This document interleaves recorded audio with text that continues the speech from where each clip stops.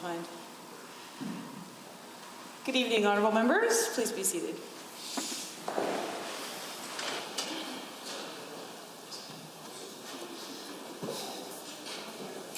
Under Government Motions, Government Motion 20, adjourn debate, Ms. Isaac.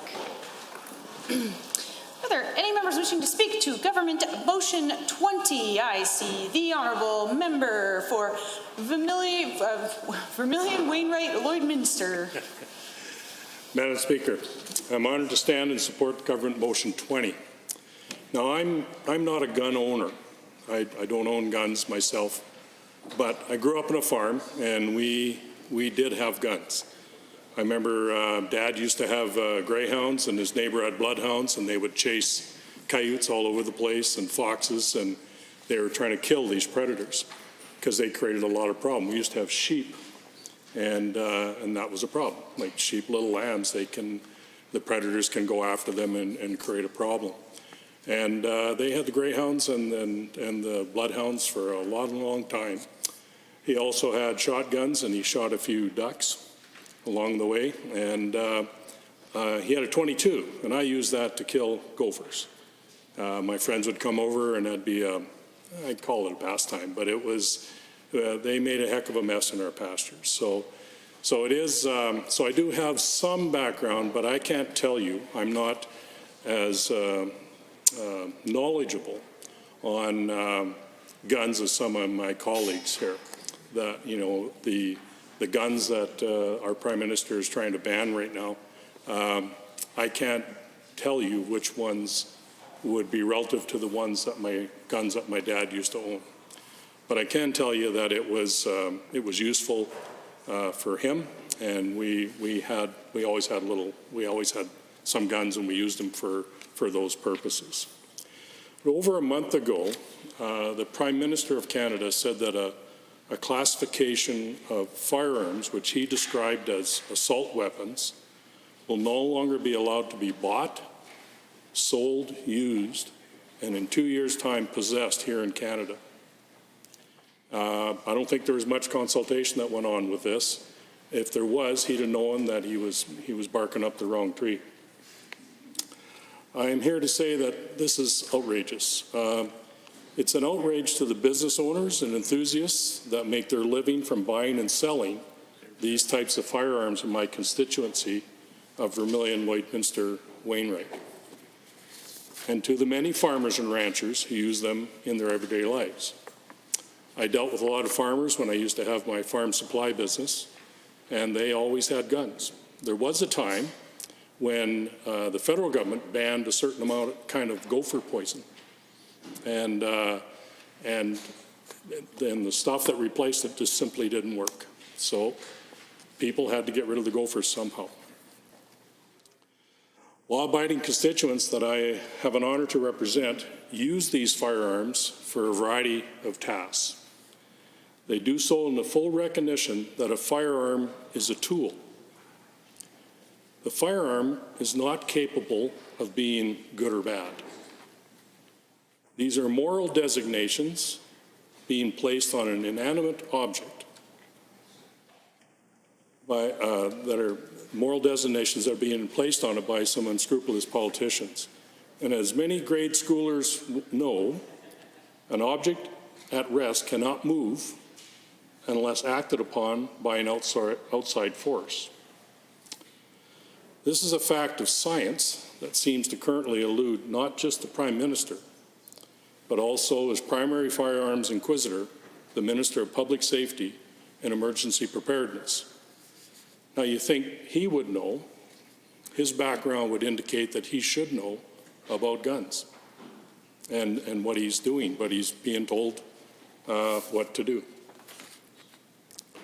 Now my constituents live peacefully, exercising their access to these firearms, whether it be for the target shooting by the Vermilion Gun Club, or getting kitted out for deer and duck season at Wildside Outdoors in Lloydminster.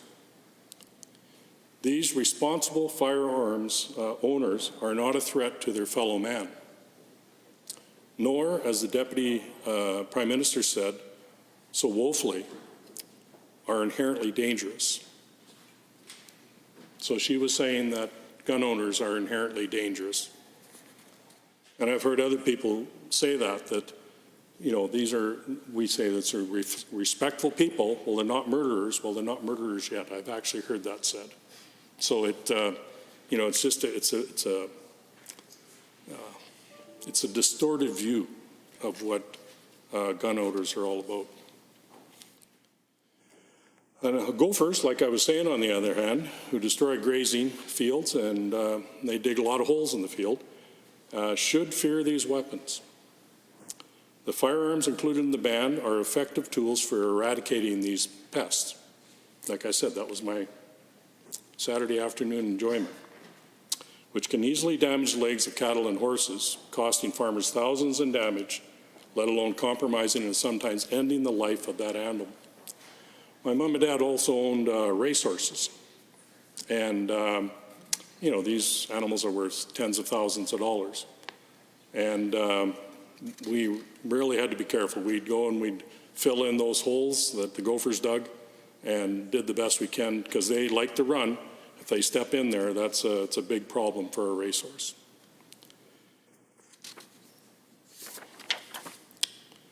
Coyotes and other such predators are a constant threat to agricultural concerns. Those who live on acreages also know the utility of having some of the very firearms now targeted by this Prime Minister. The firearms included in the Prime Minister's list are used to defend property and livestock from the ravages of predator animal life all over my constituency. I wonder if a large predator emerged from the woods and charged the Prime Minister's children.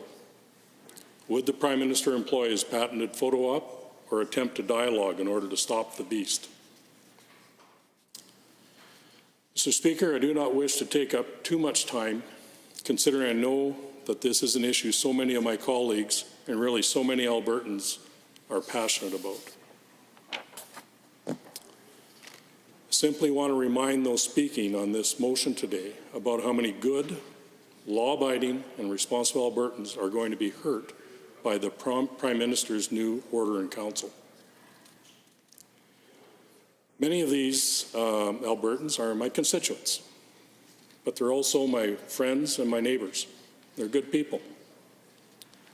You know, they're not out to hurt anybody. They're law-abiding. They need the guns for as like I said, it's a tool. That's what they're using it for. That's why I'm very pleased to have been able to speak today and pledge my support for Government Motion 20, which rejects the principles upon Ottawa's latest gun grab is based on and speaks truth about gun crime in this country and the law-abiding Albertans most affected by this irrational policy. Gun crime in Canada, from the government's own statistics, is primarily committed by bad actors already engaged in the criminal process of buying, selling, using, and owning illegal guns, most which come from a border with the United States that is all too porous, in which the Prime Minister and his cohorts out of Ottawa seem too disinterested in actually securing. I'll tell you another story. We have a lot of rural crime problems, and I've spoke about that here before. But one of my constituents went over to see his father, went into his house, came out, and someone was trying to steal his truck. So he wanted to stop them. Well, he got shot at. So the bad guys had this gun. Another one of my constituents, a lady, again, there was rural crime going on. Her husband left to go chase these lawbreakers with a group of other people, and while they were gone, someone strolls out of their garage, and it was a thief. And this lady attacked my constituent. She knocked her down and she cut her in the back, and then ran into her house where her 4 young kids were. So I don't know if they had guns in their house, but if the situation got desperate enough, it would have been nice to know that she could have thwarted that threat by securing herself with a gun. So once again, Alberta and Albertans are paying the price for Ottawa's incompetence. And thankfully, we have a government in this province that recognizes that fact and is working diligently for more Alberta and less Ottawa. And that's what we need to do. Like Albertans inherently know that guns are not bad. There are bad people, but there aren't bad guns. So, given that, I would thank you for your time, and thank you, Madam Speaker. Honourable members, Standing Order 29-2A is available. I will see the Honourable Member for Cardston-Siksika. Thank you, Madam Speaker. It's a pleasure to rise on 29-2A. I had a great time listening to the Honourable Member from Vermilion, Wainwright, Lloydminster. Get that right? Okay. But in his remarks, particularly about taking care of the gopher problem. Now, for anybody who has not seen the gopher problem that they cause in some of the grazing pastures, I'd love to say you're in for a real treat, but it's quite the opposite. If you're out there, I've rolled many an ankle walking through pastures myself, so I can only imagine the cost it could. What's that? Them were big ankles. Yeah, those are big ankles. Good old size 15 shoe. So you'd think I'd be sure-footed, but it'd actually be quite the opposite out in one of those pastures. The point is, Madam Speaker, that these gophers do cause a real problem, and they should be afraid of a good old-fashioned Ruger 1022. But I would love to hear a couple more stories or a little more anecdotes from the Honourable Member about some of his experiences growing up and dealing with these vermins. Well, thank you for the question. For Vermilion, Lloydminster, Wainwright. I just got to speak more and everyone will get it right. Thank you, Madam Speaker. Yeah, it's not only pastures. I had a neat story. I used to have that farm supply business, and I was, way back when, it was really innovative to plant corn for silage and stuff. And so the guy planted it, and we went out to take a look at the corn. And the gopher hole, where you'd see the gopher hole, they came out and they chewed up the corn as it was coming out. And a huge area. You just can't believe. And in the end, he worked it all up because he said they just destroyed. It was a small plot, but it was about 20 acres. It was a bit of an experiment on his part. And it was amazing how much of those plants, well, it screwed up, it messed up 20 acres of corn just from that. And you know, we see it all the time. Like pastures are, like I bet you sometimes pastures get worked down and don't live their natural life, largely because gophers are making too many holes and chewing up too much of the pasture, and it just becomes unmanageable. So yeah, gophers are a big problem. Guns help you control the gopher problem, especially when you don't have appropriate gopher poison to do the job, which would be simpler, but the federal government has made that almost impossible to do. So thank you for the question. Any other members wishing to speak under Standing Order 29-2A? Seeing none. Any other members wishing to speak to Government Motion 20? The Honourable Member for Brooks, Medicine Hat. Thank you, Madam Speaker. I am honored to rise on Government Motion 20 that was given by the House Leader to recognize the criminal use of firearms primarily involves unlicensed individuals often using illegally smuggled firearms, as well as talking about Trudeau's gun grab and how we need to appoint our own chief firearms officer. These are all issues that we heard even prior to the federal government's attempted gun grab, or hopefully failed gun grab. We'll see what happens in the coming weeks. But these are all responses that we had heard even in the elections. And I know that part of our campaign was standing up to Ottawa.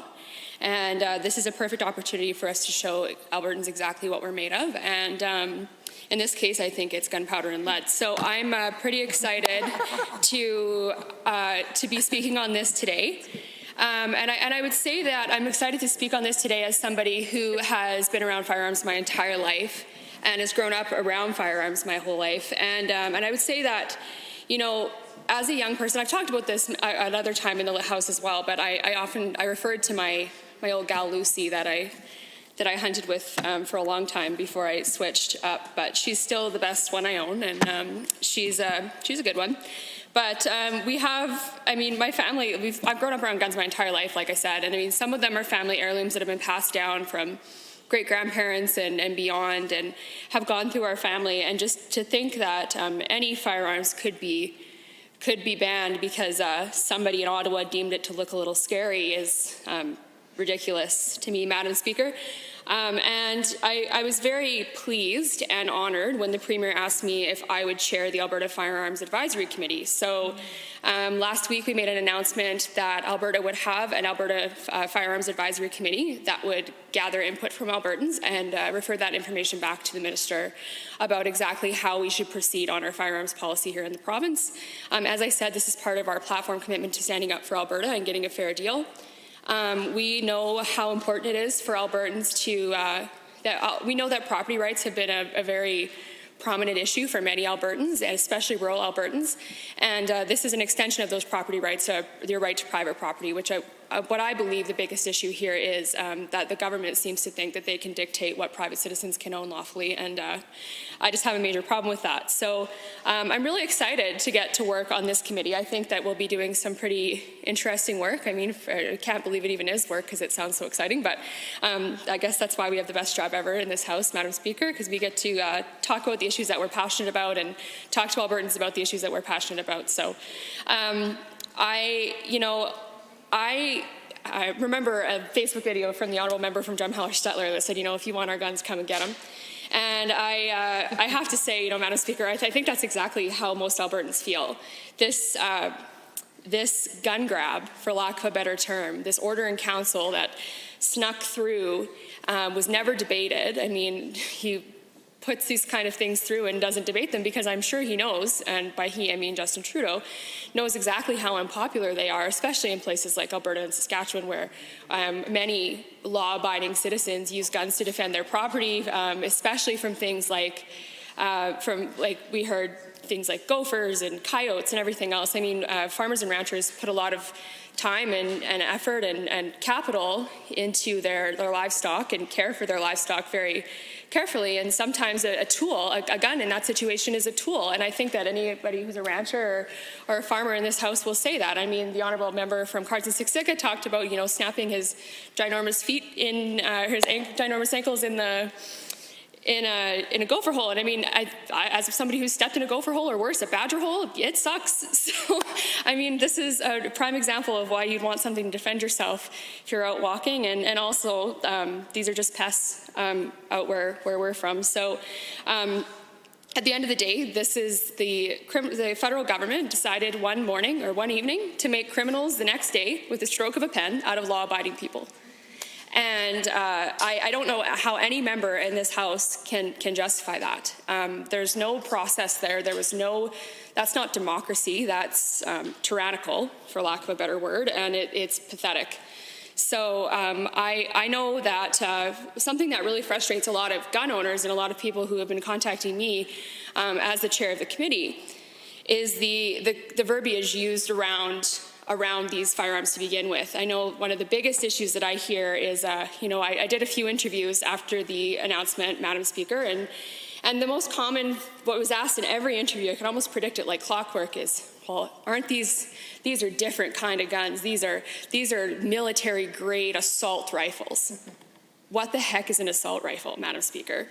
It's an Armalite rifle is what AR stands for, first of all, an AR-15. And at the end of the day, in Canada, we have a maximum of five bullets in a magazine. And so things like being able to shoot, I think, what did somebody say, 60 moose in 60 seconds or something? Like 600 rounds in 60 seconds, Madam Speaker. I don't know how you would do that unless you were really, really, really fast and you had one of those fancy people beside you like they did in the olden days that loaded your rifle for you. And even then, I don't think you'd quite get to 660 seconds. So that would be pretty impressive if you could. But once again, it's just not possible because of the gun laws that we have here already.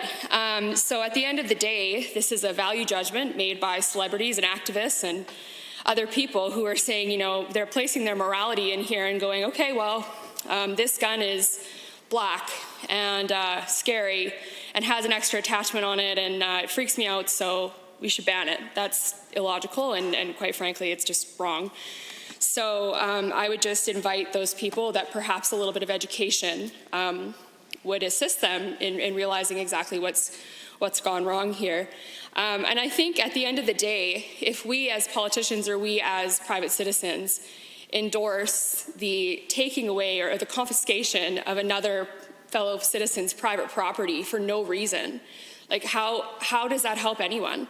I know I've heard a lot of people say that, well, this will help keep gun crime down. How? That's my question, is how? Because I don't know any criminal who's went and got their PAL and their RPAL and then went to an accredited distributor and went to a gun store and asked for the license and paid nicely and said, thank you, sir, have a nice day, turned around and then did these things. That's not how it works. These guns are taken across borders. They are illegally trafficked. They're used by gangs. They're used by drug dealers. They're used by this, that, and the other person. And those instances, Madam Speaker, of course, are tragic, and we don't want that to happen at all. But at the end of the day, how is taking a gun away from a rancher in Hilda going to solve that problem of huge gun crime in Toronto? It's not.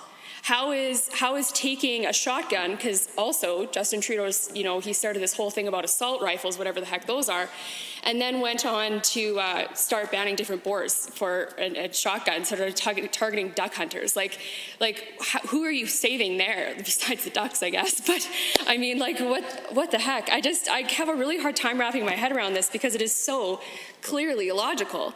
And once again, I go back to my point. This is about how they're talking about how a gun looks instead of what it actually does. And the fact of the matter is that a caliber of a lot of these, quote, scary guns is the same, if not less impactful than some of the guns that aren't even banned. But I'm scared to say that too loud because then Trudeau's going to turn around and take away 270s and all kinds of stuff like that. But, you know, it's crazy to think that this could even be happening in a country like Canada and in a place that we called home. And we have such a rich history of hunting and farming and ranching and enjoying the outdoors as families. I know for us, the most exciting time of the year is November, Madam Speaker, because November is rifle season. And I mean, both seasons exciting, but it's not nearly as exciting as rifle season. And it's a lot slower, longer days in bow season. There's a lot more walking involved. So we like rifle season a heck of a lot more, but you know, it's a really fun time with my family. Some of my best memories I have of me and my dad, or my uncles and I, or my cousins and I, or, you know, bopping around in the truck in a field, or, you know, running down a coulee, or trying to figure out how we're going to get over the fence fast enough because there's a whitetail running across the valley and you just got to go get him or whatever. And like, it's an adrenaline rush. It's fun. It's enjoying the outdoors. It's practicing conservation. It's you learn so much by doing that. And then for the government to come in and start with what they call scary guns, I just don't know where that line ends, Madam Speaker. And I think that's what scares me the most is once you start to erode these property rights, when are they going to end? And I think that's what a lot of rural Albertans are saying is, you know, I don't think a lot of Albertans, including myself, have a whole lot of trust in Ottawa right now and Justin Trudeau. He's kind of lost, he has no ground to stand on this. And at the end of the day, if what he's trying to do is win a seat on the Security Council, well, that might work, I guess, whatever. But he shouldn't be taking away the private property of law-abiding citizens. And I think that the crux of this issue is the word law-abiding. These are people who have done nothing wrong, are for all intents and purposes. These guns, for example, could be on a shelf somewhere. They could be virtually unusable. They might not have been fired in 10 years, for heaven's sake. Like, they're probably sitting in a gun cabinet somewhere, locked up appropriately, trigger locked and everything, and we don't even know, or some people probably don't even know they're there, for example, or, you know, they're not really anything they think about, or they've been passed along, or they have some kind of attachment to them because it was their great-grandpa's, but they only got their PAL so that they could, or their RPAL or whatever, so that they could have that possession of it when it was coming through the ranks and coming through the family. But now they're being told that, you know, their family's heirloom will have to be given up because Trudeau thinks that he can buy that kind of memory. Like, I don't know, like, because at the end of the day, it's not just like a piece of property even. It's not even just, like, those are memories that you make with your family, and those are, I mean, these are important things to tools in rural Alberta, but it's also property that you've legally obtained. So I don't know, and I'm sure some genius on Twitter will probably clip this and have some things to say, and, you know, I'll have to make another video and whatever else. And I mean, whatever, if they want to do that, be my guest. Like, at this point, I mean, we're a year in, and I'm pretty used to it, so bring it on, I guess. But like, this is an issue that I firmly believe it's easy to stand up for the stuff that you believe in. And Madam Speaker, I believe in this, so there's no way that I'm backing down on this. And Albertans can be assured that the Firearms Advisory Council will not be backing down either. We'll be hearing from a swath of Albertans. The representation on the Firearms Advisory Council is quite extensive. We have athletes and members from the hunting associations, as well as private citizens and people who own gun shops, and people from all different walks of life, and as well as the member for Central Peace Notley and the member for Lac St. Anne Parkland, and who all have very different perspectives on this. And I mean, the member for Lac St. Anne Parkland, I mean, he's pretty much the gun encyclopedia. Like, I don't really know what there is that he doesn't know. And I wish he was here to like tell him to his face, because he'd probably laugh. But Caution you on mentioning who may or may not be in the House at any particular time. Right. I meant that in the best way, Madam Speaker, but I understand this. I'm sorry. I apologize. And the member for Central Peace Notley, who has had an extensive career and I believe enjoys hunting just as much as I do, if not more. I mean, I've never seen a guy with so many wildlife on his ties before. It's really cool. But I just think we have a really stand-up crew that's taking this issue to Albertans and will be engaging on this. So I have to say that I'm very excited to get started. And like I said, I can't believe that this is my job, because if you would have told me that this is what I was going to be doing this year, 2 years ago, I would have said, yeah, right. I would have thought I would be elected. But it's such a cool job that we get to do, and it's such an honor to even stand in this place, but let alone get to be passionate about the issues that we all care about the most. So this, among other things, has just been a real treat for me. But I do want to go back to the Chief Firearms Officer as well. This was something that I'm getting a lot of feedback about personally as the chair. People have been coming to me saying, you know, what is this going to do? How is this going to help? And I do know that this is a commitment of our government, and I'm very glad to see us sticking to it, because having a Chief Firearms Officer will help assert more autonomy over Ottawa, and it will help us to have a made in Alberta solution for an Ottawa created problem. So, which I think is the case in a lot of situations here in Alberta, especially lately. So I would encourage all members of the House to look at the facts in this situation. I know that sometimes facts can get in the way of a good argument, especially on a certain side of the House, but I would encourage our opposition members to join with us in respecting the private property rights of legal firearms owners, and call on the Justin Trudeau government to give the money that he's planning to spend on an ill-conceived buyback program to actually policing the borders, perhaps. Or maybe he could look at smuggling rings. Perhaps he could deal with trafficking. Perhaps he could actually crack down on drug crime and gangs and everything else. But nope, that won't get you a seat on the UN Security Council. So let's go after a gun with the same caliber as smaller guns that you use to shoot an elk. Like, for heaven's sake, at least just be consistent. But we won't see that. So, you know, I really hope, I wouldn't guess how a vote of this Assembly is going to go, Madam Speaker, because that would be inappropriate. But what I would say is I hope that, I know the last motion that we put through about firearms, the opposition stood with us. Standing Order 29-2A is available. The Honourable Member for Bonnyville, Cold Lake, St. Paul. Well, thank you very much, Madam Speaker, and thank you for the opportunity. I was just listening quite intently to your speech there, and I was just wondering if you could comment. I noticed you mentioned the excitement of getting out and being part of the hunt as a young woman. And I've noticed a lot of that up in my area as well, that it's becoming a very, very big sport, not only hunting, but trapping as well.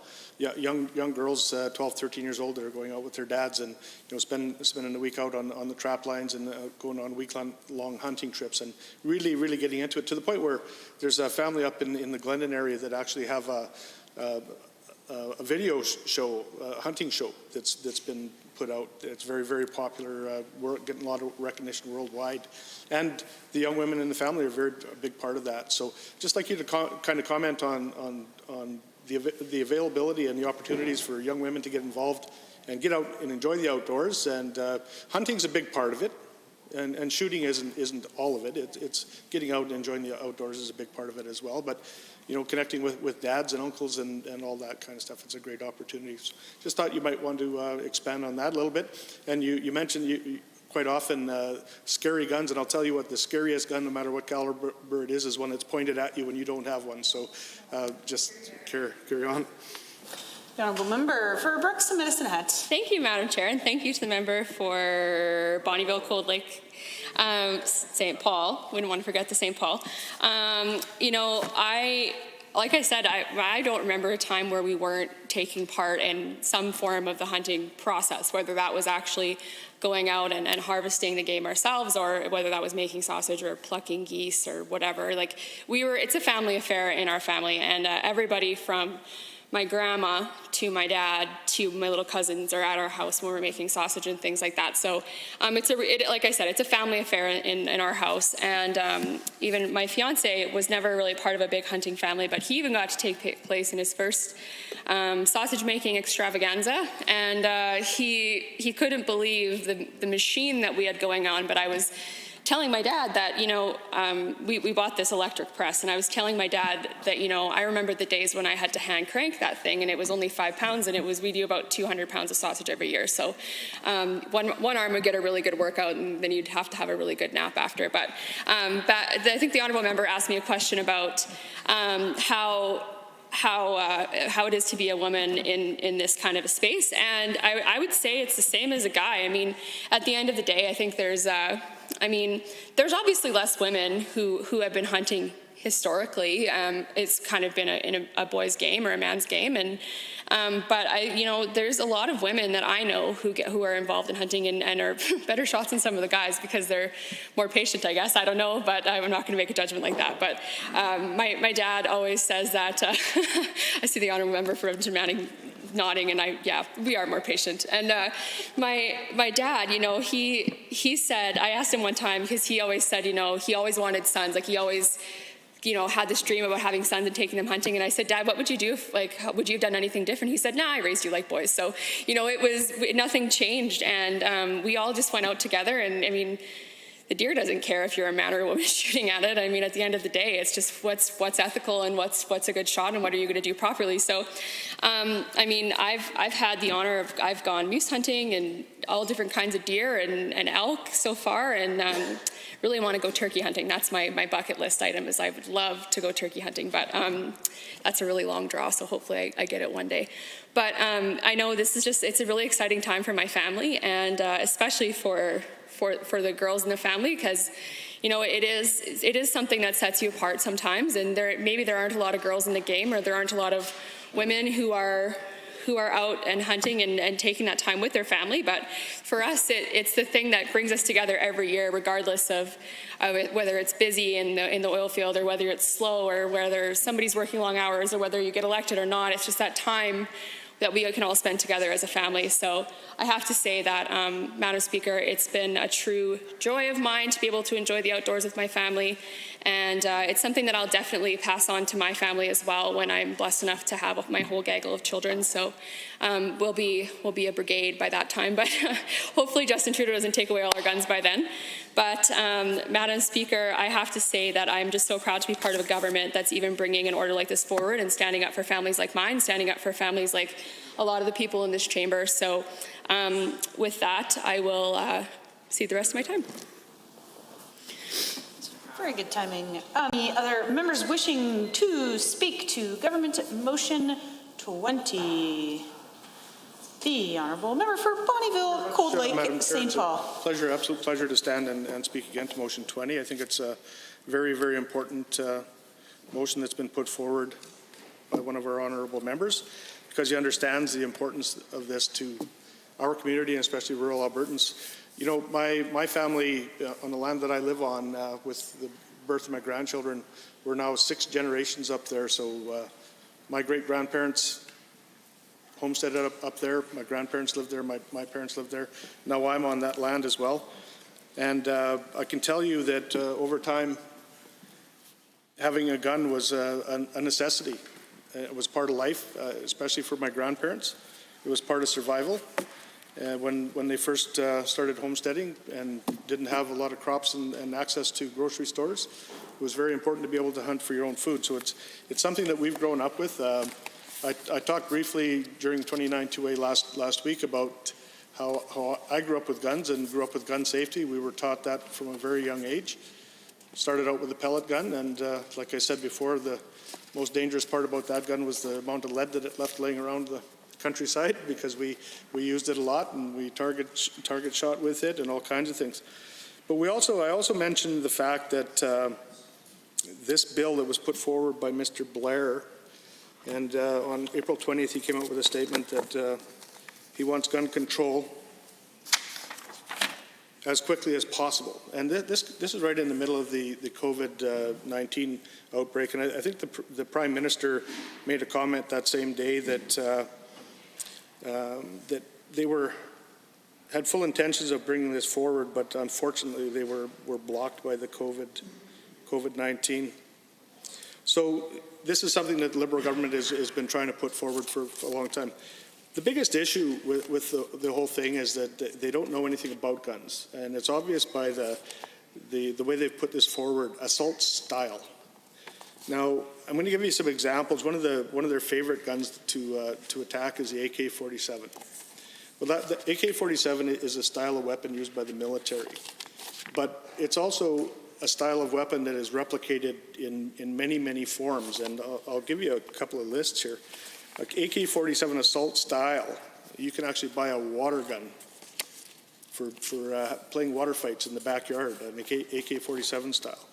You can buy a paintball gun and use that to go out with your friends and neighbors or business acquaintances to go out and have a good time having a paintball war games out in the bush at different places. And you can rent these things, and they're AK-47 style, and they shoot paintballs at you. You can get a BB AK-47 or a pellet rifle AK-47. You can even buy an airsoft AK-47 rifle.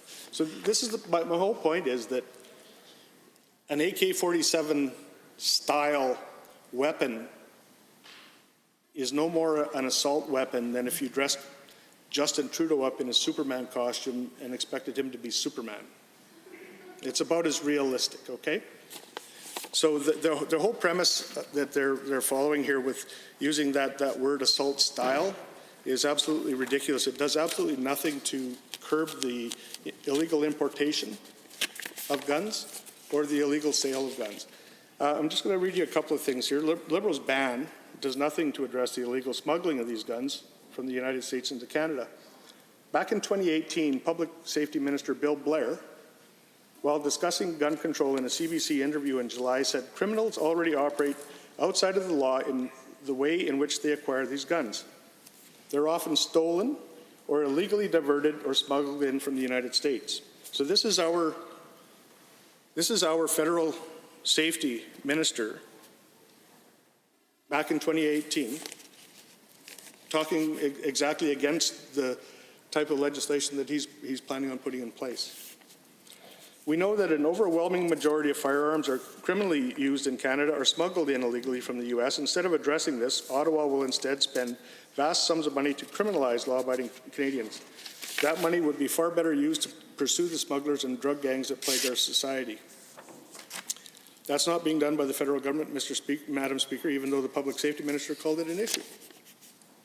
Back in 2012, then Toronto Chief of Police Bill Blair, same guy, 2012, told the Toronto Star, our research into the weapons that we seize tell us that about 70% of the number has been remarkably consistent over time, are smuggled across the border from the United States. The other 30% of those guns are being stolen or diverted from legitimate owners here in Canada. So this is the same guy, our federal safety minister, that wants to put in this legislation to take legal guns away from law-abiding citizens here in Canada. And in two instances, 2012 and 2018, he's actually spoken out against his own legislation. The people that are smuggling these guns aren't necessarily the ones who are using them. So they are trafficked to young people at a significant premium in cost, because that's one of the reasons they do it, to make money. People can buy an illegal gun as much as they can buy other contraband material, etc. And so they're trafficked by individuals, and some of these guns are shared among groups who are involved in common enterprise. There's even some suggestion that some of these guns are being rented out for short periods of time to individuals. So this legislation is going to do nothing to curb that kind of activity. It's actually very rare that someone would bring a large shipment of guns into a community. It's actually they're coming in twos and threes, where somebody throws it in the trunk of a car or under the front seat. You can't prevent all that contraband material from coming across the border. And people are motivated to do it because there's a profit. I wish people understood the human cost of that profit. These are the words of our current federal safety minister. These are words out of his mouth back in 2012. And now, my intention is to bring forward that legislation as quickly as possible. So kind of a flip-flop from this federal government. Also, Mr. Blair said in 2012, after the Eaton Center shooting, said, "I respect the right of people to own guns." Same man again. So there's definitely been a flip-flop in his attitude. And let me rephrase that, Madam Speaker. The public safety minister who's implementing this gun ban said, "I respect the right of people to own guns." Now, 8 years later, he doesn't respect that right.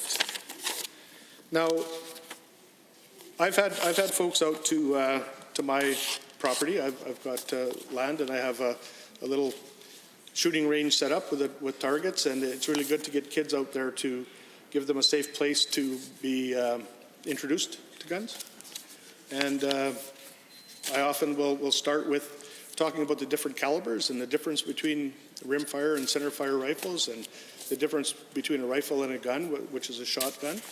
And then, we start off with the small stuff, the pellet gun, and set the target up so they can take a crack at it. And when they're comfortable with that, we move up to the 22, and then onto my personal favorite, which is a 17 caliber, which is a kind of a long-range, high-velocity gun that's very, very accurate. And the kids really get a thrill out of that because it's got a big bang, but it doesn't kick at all, right? So it gives them the exposure, but at the same time, you're teaching them gun safety, and it's always very important. I've got a little shack set up there, and whoever's out there, before anybody is allowed into the shack to do any shooting, everybody else is standing behind. It's all very controlled. So those are the kind of things that the kids need. They need that experience, and if we don't have access to those guns and that, and they have to pick one up off some kid in high school or after high school, and that's their first experience with it, that'd be devastating. So we need to control and respect responsible gun owners. I've got a couple of businesses in my area, Sylvester Sports in Bonnyville, Warehouse Sports in St. Paul, and these folks are very reliant on the sale of guns. And this gun ban, federal gun ban, is going to not only penalize ordinary folks that want to own and collect, and they're not all hunters, Madam Chair, or Madam Speaker. Some of them are simply gun collectors, and some like to just take their guns out to the firing range. We have a couple of good ranges in the area as well, very well utilized. And folks go out there and they can share. If one guy's got one particular type of rifle and somebody out there have never shot that one before and they want to take a crack at it, these guys are very willing to work together. It's all done in a very safe, controlled manner, and there's absolutely nothing wrong with it. It's a sport. And as well as the member from Brooks said, a lot of times it's a family thing. I remember many times going out on week-long hunting trips with buddies and a good brother-in-law of mine, and we very much enjoyed it. It was, you got up early in the morning and you went out hunting, you met back for lunch, and sometimes you got lucky and got an animal, and sometimes you got skunked and went home without one, but it was all in good fun, and everybody enjoyed themselves. So these are the kind of things, and like I said when I was opening, that this is a big part, and it's been a big part of my family, like I said, for 6 generations on our land. And I would hate for somebody like Bill Blair, who has shown that he's wishy-washy on the subject from his statements in 2012 and 2018, to now come in and say that he's going to get this done as quickly as possible, when I don't think he even knows what he's talking about. When I look at some of the words that have come out regarding assault-style weapons, military assault rifles are illegal for common ownership in Canada and have been for a long time. This is going to do nothing to stop that, Madam Speaker. And what we really need to be focused on is the smuggling of weapons in from the United States over our borders, and the federal folks know about it, and the RCMP know about it. They know where they're coming from, and they know the most common places that they come across, and they need to deal with those things instead of making criminals out of everyday Albertans. And that's exactly what they're doing with this. And with that, Madam Chair, or Madam Speaker, I wish to adjourn debate. Having heard the motion to adjourn debate on Government Motion 20, all those in favor, please say aye. Aye. Any opposed, please say no. So carried. Under Government Bills and Orders for second reading, Bill 15, Choice in Education Act 2020, adjourn debate on amendment. Ms. Isaac. Any members wishing to speak to Bill 15? I see the Honourable Member for Edmonton South. Thank you, Madam Speaker. It's my pleasure to rise today and speak to the amendment on Bill 15, the Choice in Education Act. And the amendment, I believe, is moved from my honourable colleague from Edmonton Highlands Norwood. And it's be not now read a second time because the Assembly is of the view that the engagement document entitled Choice in Education provided by the government during its media release in respect of Bill 15 does not support the content of the proposed legislation. And I think this is fundamentally something that we should be supporting in this House, because we've talked at length when we were speaking to the main bill, and I believe some of my colleagues now who've spoken to the amendment as well. We've spoken at length as to how this is basically a farce, right? It's a bill that doesn't actually introduce any of the changes, or doesn't actually move forward any of the things that this government purports to want to do, right? And we see that this is actually an attack on publicly funded education, right? We see that this bill actually does not support publicly funded education. We see this bill actually does not support parental choice in education. We see that this bill does not actually support the ability of families to have the supports they need throughout the education system. And we see this as a pattern from this government. Right? We see this as a pattern of behavior. We see this as something that the government seems to want to move forward every single time they try to bring anything to this House. We see when they cut funding to PUF students, right? We saw thousands of students lose their educational support structures. We saw thousands of students across schools that were publicly funded in Edmonton, or in public or separate school systems. Madam Speaker, we saw all of that disappearing, and what that actually results in is less opportunities for those students, right? It results in less opportunities for families, and it results in less choice for those parents, right? So I think it's certainly something that when we look at what this government has done as historically and in the last year here, and we look at what the government is proposing today and proposing as they move forward, it certainly looks like they're actually trying to bring in this sort of American-style private education system that doesn't really support our students and doesn't really support our families in this province. And certainly I think it's something that the government is trying to do to justify these devastating cuts to education and attack these systems where the majority of students receive their education. And we talk about how this government brought in this engagement. They did this massive survey with all of these. With all these responses and everything, and of course I've spoken at a little bit of length, and my colleagues have spoken a little bit of length as well to how it wasn't statistically significant, right? It wasn't statistically sound. The analysis was quite poor, and indeed I hope the government can talk to some of their statisticians and understand that, and understand why self-selected surveys won't be able to provide some of those that key engagement. We'll be able to provide some of that key information onto the effectiveness of this bill. But we can also see that when we look at the engagement document the government put forward and how families were engaging with the education system, how students were engaging with the education system, we can see the majority of families don't actually support this proposal, right? They don't actually want this privatization of education. They don't actually want this Americanization of education.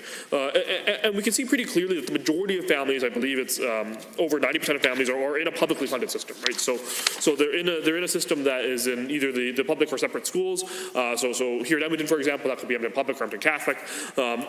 And we see that these systems were providing adequate amounts of choice. They were providing adequate amounts of supports, and they're providing adequate programming for the majority of students in Alberta. And instead of supporting those programs that are already existing, already in place, and provided this great opportunity and great services for so many families, instead this government has decided to defund the majority of those services, take away many of those opportunities, take away that choice, take away the programming, and that's really devastating for students, for example, with special needs, right? It's really devastating for families that count on these programs every single day to make sure their student can make it through class, right? It's devastating for families who are depending on, right now during the pandemic, Madam Chair, where many students are at home and many teachers are trying to teach remotely. It's devastating for those teachers and those students who no longer have the one-on-one support because those EAs were cut. Right, that's a type of thing that I think this government doesn't understand when they talk about how they want to bring in all this massive choice in education. They want to bring in this bill here, Bill 15, and I think our amendment really speaks to how the goals of the bill are not met at all by the legislation that's being proposed, right? Instead of actually accomplishing any of the things they're trying to propose, what they're actually doing is taking away the supports for the majority of families, right? Over 90% of families will no longer see as much support. They will see less funding per student. They will see less services in their classrooms. They will see less educational assistance. They will see bigger class sizes. And that's just the reality of what happens when this government defunds education, right? When this government tries to privatize and Americanize our education system, when they try to bring in this sort of system that has been shown to not be effective across the majority of the world, right? Almost nobody except for the Americans use this style of education. We see the best outcomes, including those that were here in Alberta, and I hope will continue here in Alberta, Madam Speaker, were through these publicly funded education systems and through strong public funded education, providing these opportunities within the publicly funded education systems, the public and separate systems, Madam Speaker. And instead what we're seeing in supporting these teachers, supporting these families, supporting these students, instead of seeing those types of supports, instead of seeing this government actually go out and say, we believe in educating our future generations, instead we're seeing this devastation of the supports. We're seeing this lack of funding. We're seeing funding instead going to schools, for example, Madam Speaker, that will have the right to refuse any student they want for any grounds. Right? That's what this bill is actually bringing forward. It's increasing funding to schools that can refuse students access. Right? So when the government talks about how they want to support choice in education, what they're actually doing is saying that they want to support choice for very, very few. Right? They want this American-style system where the richest will benefit and the rest will have to suffer. Right? And that's not what we've seen across the world as a strong education model. Instead, what we see across the world is publicly funded education, whether it's in the public or separate systems here in Alberta and across Canada, are the more effective models of bringing choice and effective education to families. Right? It is more effective of providing the outcomes that we're looking for, which is things like literacy and numeracy, Madam Speaker. So when we talk about how when we talk about this bill, when we talk about the types of models this government is trying to bring forward, it becomes very clear that this amendment is needed because none of the outcomes that are being proposed, the increasing the choice for families, is actually going to happen for the majority of Albertans. Now the government's right. There may be a select few where that does work for them, right? And Madam Speaker, it so happens that I think some of those select few will turn out to be very wealthy friends and donors of many of the members across the way. And Madam Speaker, that's unfortunate. I think that we should be fighting here to make sure that we have a strong education system that works for everybody. We shouldn't be fighting for an American-style education system that only works for the wealthiest few. I think that's something that's very unfortunate. I think our amendment speaks to that. I think the amendment that my honourable colleague here has brought forward speaks to that. And I think that it's something that we need to understand, because when we look at who we're trying to support with education, right? When we look at who we're trying to support, what we're trying to achieve, we should be saying that the vast majority of students, over 90% of students, need these services, right? They need to have the best possible opportunities, and they need to have all the choice to make those choices within their schools, within their school systems, within the publicly funded systems, and have those outcomes. And instead of actually moving forward with that and saying that over 90% of students need support, this government seems to be looking out for the very few, right? It seems to be looking out for this American-style system, looking for their American-style system because, I don't know, Madam Speaker, but it certainly seems like only the wealthy friends and donors of the government here will be able to attend these choice schools, because we know that some of the schools that they're proposing to fund and increase funding for, while decreasing funding for public education, publicly funded education, they want to increase funding for schools that will have the opportunity to deny access for any student, right, for any reason they want, right? So schools that this government is proposing with this bill to increase funding for, Madam Speaker, will have the right to say, no, we don't want your student because they have too many difficulties, their numeracy isn't good enough, their literacy isn't good enough, we don't like your family, we don't like the neighborhood your family lives in, whatever it is, Madam Speaker, that's the actual proposal this government is bringing forward, that these schools have the right to make those decisions, those adjudications on families, against families, without any input, right? And I don't believe that we should be encouraging this behavior, right? I think that every single student, every single family deserves to have a strong education, right? No matter where you live, no matter who you are, you deserve to have an education that provides you with the skills you need to excel at life, right? And Madam Speaker, I think that's something that is fundamentally what we should all be here striving to do. And I think I know that members of the opposition here, that's why my honourable colleague introduced this amendment. I know that it's why we fundamentally are fighting to make sure that we support our students and we support our schools and we support our education system. And instead, Madam Speaker, we see a government who seems to be at every step of the way, either it's fighting with the teachers or the families, right? They either want to defund the families and the support services in those families, or they want to take away the pensions and attack the pensions of the teachers, right? So no matter where we are, this government seems to be trying to reach in and actually attack the publicly funded education system, attack the people working and using the publicly funded education system, take away those supports, take away those services, take away the funding, take away the retirements, and all of those programs, Madam Speaker. And instead of doing what this bill says, which is to increase the choice in education, it takes away for the majority of students the supports in their choice. Right? It takes away for the majority of students in this province the ability for them to go out and actually learn effectively, right? And it actually makes it, in the majority of cases, because the majority of students are in these publicly funded education programs, Madam Speaker, in the majority of cases, it makes their education worse. Right? So again, what this government is actually proposing is to allow a wealthy select few to succeed more because they happen to have privilege, right? That's actually what this government is proposing with this bill, and I think this amendment is essential and needed because we shouldn't be moving forward with legislation. We shouldn't be moving forward with legislation that doesn't accomplish the goals that are in the title, right, the Choice in Education Act. And obviously it doesn't accomplish these goals because this government has made a pattern of trying to dismantle our education systems, right? This government has made a pattern of trying to dismantle our ability to have functional education systems that so many students use every single day, Madam Speaker. And I mean, it's pretty clear because when we talk about choice in education, we know that there is programming that sometimes is difficult for some students, right? And that's why they do need specialized supports. And that's why some students need different types of streams or different supports, individual supports in some cases, Madam Speaker. And that's important. And one of those streams is often homeschooling, right? Home education. And I know many of my friends, and I believe some of my colleagues even here, have students who are home educated. And I know people that have worked for us in the past, we've had students that are home educated, and it's not uncommon to have home education across this province, Madam Speaker. And I want to say absolutely I support that approach, particularly when some families feel it is the best choice for their family.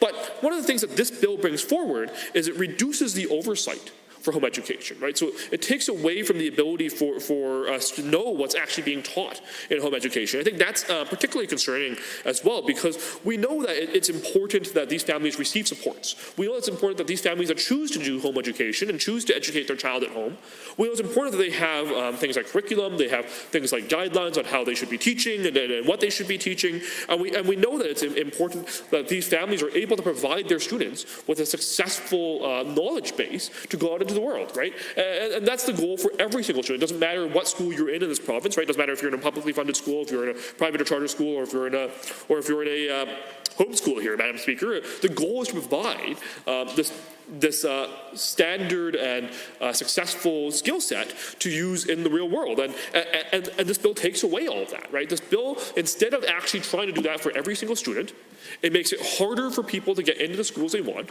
It reduces the supports in the schools and publicly funded programs. It allows schools to deny entry for individual students for any reason whatsoever. And then it goes in and says, well, actually, we don't really care what people are teaching either. We don't really need any oversight in the actual curriculum portion. And I think those are all very shocking things, right? I think those are all very surprising things. I think it's pretty clear that when this government proposes this bill, it's not actually about improving choice in education. It's not actually about improving accessibility education and improving student outcomes. Instead, what this government is trying to bring forward, it appears, Madam Speaker, is a dismantling of our education system, right? This dismantling of our ability to provide education. And I know my colleague here, from the Conservative government here, I forget his writing, Madam Speaker, but he even compared publicly funded education to liquor stores, right? That's what this government is actually proposing. They're saying that because we have private liquor stores in the province, we should also have private education in the province, and we should privatize and Americanize education. And that was, my honourable colleague across the way actually said that in this place. Madam Speaker, and I'm not making this up. It's shocking when these are the type of comparisons that the government members are trying to make, right? Because we know that providing education, providing quality education, is very different than providing liquor to people across the province, right? So when we look at the outcomes we're trying to achieve, when we look at the goals we're trying to achieve, we look at the stated outcomes of the minister in terms of supporting students, and it becomes pretty clear that the actual clauses of this bill don't accomplish that. And instead, I believe we shouldn't read this a second time. I believe that we do need to actually look at how this government is approaching the whole perspective of education, is how this government is approaching their policies in education and their funding in education. And I think that this bill should not move forward, right? Because this bill very clearly does not accomplish those goals. And it's very clear that members of the government do not want to accomplish those goals. And we see the very things they are saying in this place. Thank you. Hey, members wishing to speak to 29-2A. The Honourable Member for Edmonton McClung. Thank you very much, Madam Speaker. Pleasure to rise on 29-2A and speak a little bit about some of the members' comments. Member for Edmonton South spoke at length about his concerns about the Bill 15 and the reason he supports the amendment now before us to not now read the bill a second time. And I think his eloquence is well known in this House, and on this matter, the member for Edmonton South is quite outspoken and I think well versed in his knowledge of the bill and how indeed it, as he says, does not do what in fact it purports to do in its title, and therefore, for a number of reasons detailed by him in his address, spoke about not proceeding with second reading at this time. So I was wondering if indeed in his address he might further bring some illumination on more, I guess, localized arguments with respect to schools in his constituency or constituents that he may have spoken with who feel that there's threat that he speaks about, threat to public education, is a reality to them in their particular life and with their families as they look to occupy schools that were built under our past government's direction, and public schools, I might add, that their children will attend and hope to continue attending while the Edmonton Public School Board, for one, attempts to accommodate many of the applications made by parents for special types of schools or charter schools, that they be incorporated into those public school systems and into those schools that might be in the honourable member's neighbourhood. So I'm just wondering if there are examples that he could provide the House of constituents that certainly recognize this threat to the public education system and see the bill for what it is, as a way of starving the public education system of oxygen. Thank you. The Honourable Member for Edmonton South. Thank you, Madam Speaker. I'd like to thank my colleague for the questions here. And I think it's really important because there are particular services that are under attack and there are particular effects that we're going to be seeing. For example, there's a school in my riding, Madam Speaker, and they did have, it was a Catholic school, so it's a separate school here in Edmonton, and they did have an in-house, in-school counselor.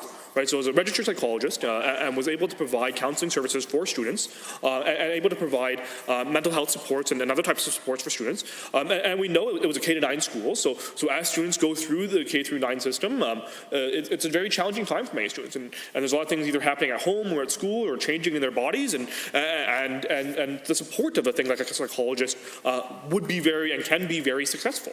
Now, instead of actually being able to continue that support, the Edmonton Catholic schools will have to discontinue that service, right? So students across my riding and families across my riding will no longer have access to these supports, and it's directly because of the cuts of this government, right? Directly because of the decrease in funding because of this government, they will no longer be seeing these supports. So when we talk about the types of services that our publicly funded schools or separate and public schools were providing here in the service in the province and the opportunity they're providing for students, it was quite substantial, right?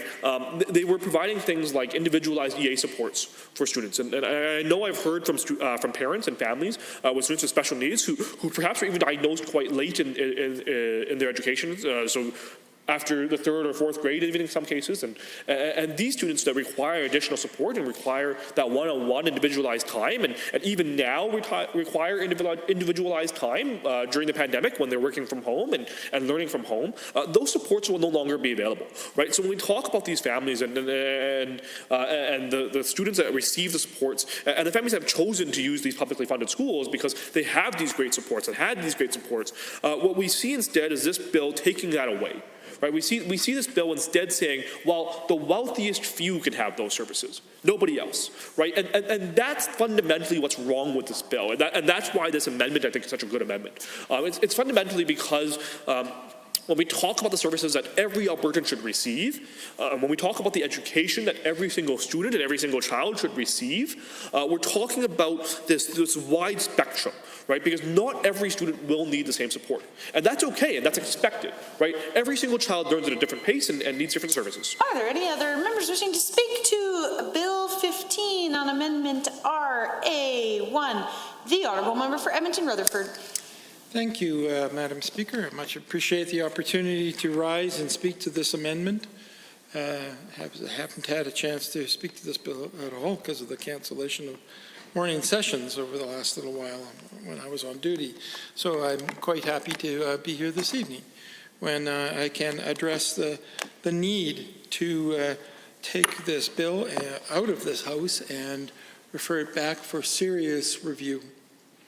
I'm very concerned about the intention of this bill, and I think it's important for us to talk about a number of thematic issues in terms of the nature of public education in a democratic society. In looking at the intention of this bill, it isn't that long ago in the history of this part of the world that, particularly if we go back a little bit, England, for example, where public education was not widely available. And it was a time when there was a significant amount of poverty and inequality in society in Britain. And there were a number of great reformers who came along, who came up with this bold idea that education is not something merely for the wealthy, as it was in the class system that existed in Britain at the time, but education is for everyone. And the idea was bold because, in fact, at the time, some people believed that education was wasted on the poor, wasted on the lower class, that they couldn't learn, that there was no benefit in terms of their going to school, and largely because there was no hope for them to do anything but menial labor anyways So why is it that you would want to educate them? Now, of course, thank goodness, reformers came along and said that these were very deep misconceptions about humanity, and that simply having been born into the wrong class did not preclude your ability to be a learner and to be a productive citizen who would contribute in great ways to the democratic experiment that Britain was engaged in at the time and has spread throughout the world, including to Canada. And a big part of establishing this democracy in Britain was having an educated populace that could understand the system, could inform themselves about the issues, and could use that education and that background to inform their decision about who they would elect in a democracy. So a good public education system is intimately tied to a successful democratic society. And all of us here in this House benefited from both of those things. I think that, wherever you were going to school in the province of Alberta over the last, 50 years or 100 years, you probably got a pretty decent education, one that gave you the wherewithal to be here today, to contribute to this great practice of democracy that we have, in spite of the fact that perhaps your parents themselves didn't have education. Perhaps they didn't have a lot of money. Perhaps they didn't have opportunity. Or worse, perhaps your parents were not very good parents. Parents struggling with alcohol or drug abuse or violent tendencies. But in spite of all that, you were given an opportunity. In spite of whatever circumstances you may have been born into, because we had a public system that ensured every child had access to the resources that are available to all the other children in society, there was at least a chance that whatever background you came from, that you would be able to rise beyond that background and to become a happy, contributing member of society. That's the underlying notion of a public education system, is that truly democratic belief in the value of all citizens. And I think that's the thing that we're concerned about on this side of the House, that the public education system is fundamental to how we see ourselves as a nation and fundamental to how we see ourselves as demonstrating and exhibiting the values of justice, of equity for all, and opportunity for all. And as we begin to approach the defunding of that public system, we have to be concerned about the significant consequences that is going to have on our larger society. Now, I have nothing against parents having a choice as to the school that their kids go to and the types of things that are done in those schools. But there are different ways in which that can occur. Now, in Edmonton, for example, it was determined that there was a need for schools that taught languages other than English in the years I was growing up. And so the school boards began to introduce programs with many different languages. Of course, the predominant one is the French language, and we have actually moved to the place of having a French school board in the province of Alberta. And we see choice within the public system being available for people who want their children to be educated primarily and almost exclusively in French, and that's a good thing. We've seen programs come up where, for example, students who are interested in military life can go to Vimy Ridge Academy here in the city of Edmonton and participate not only in their schooling, but in some important military traditions and participation in that kind of education and engagement. We've had at the Vimy Ridge Academy not only the military involvement, but also a school of dance that was in the same building for quite some time, where they allowed that kind of choice to parents. We've also seen schools that focus on sports, like hockey, St. Francis Xavier High School, for example, focusing on that kind of education. Choice in education is not only possible, but it exists. It allows parents right now to look around, decide what kind of programs they would like to see, and to attend those, have their children attend those programs. But it's done within a public education system that ensures that inequality does not get introduced into the system. It doesn't matter whether you go to St. Francis Xavier, whether you go to Vimy Ridge Academy, or you go to Old Scona, which is dedicated towards students who are high academic achievers.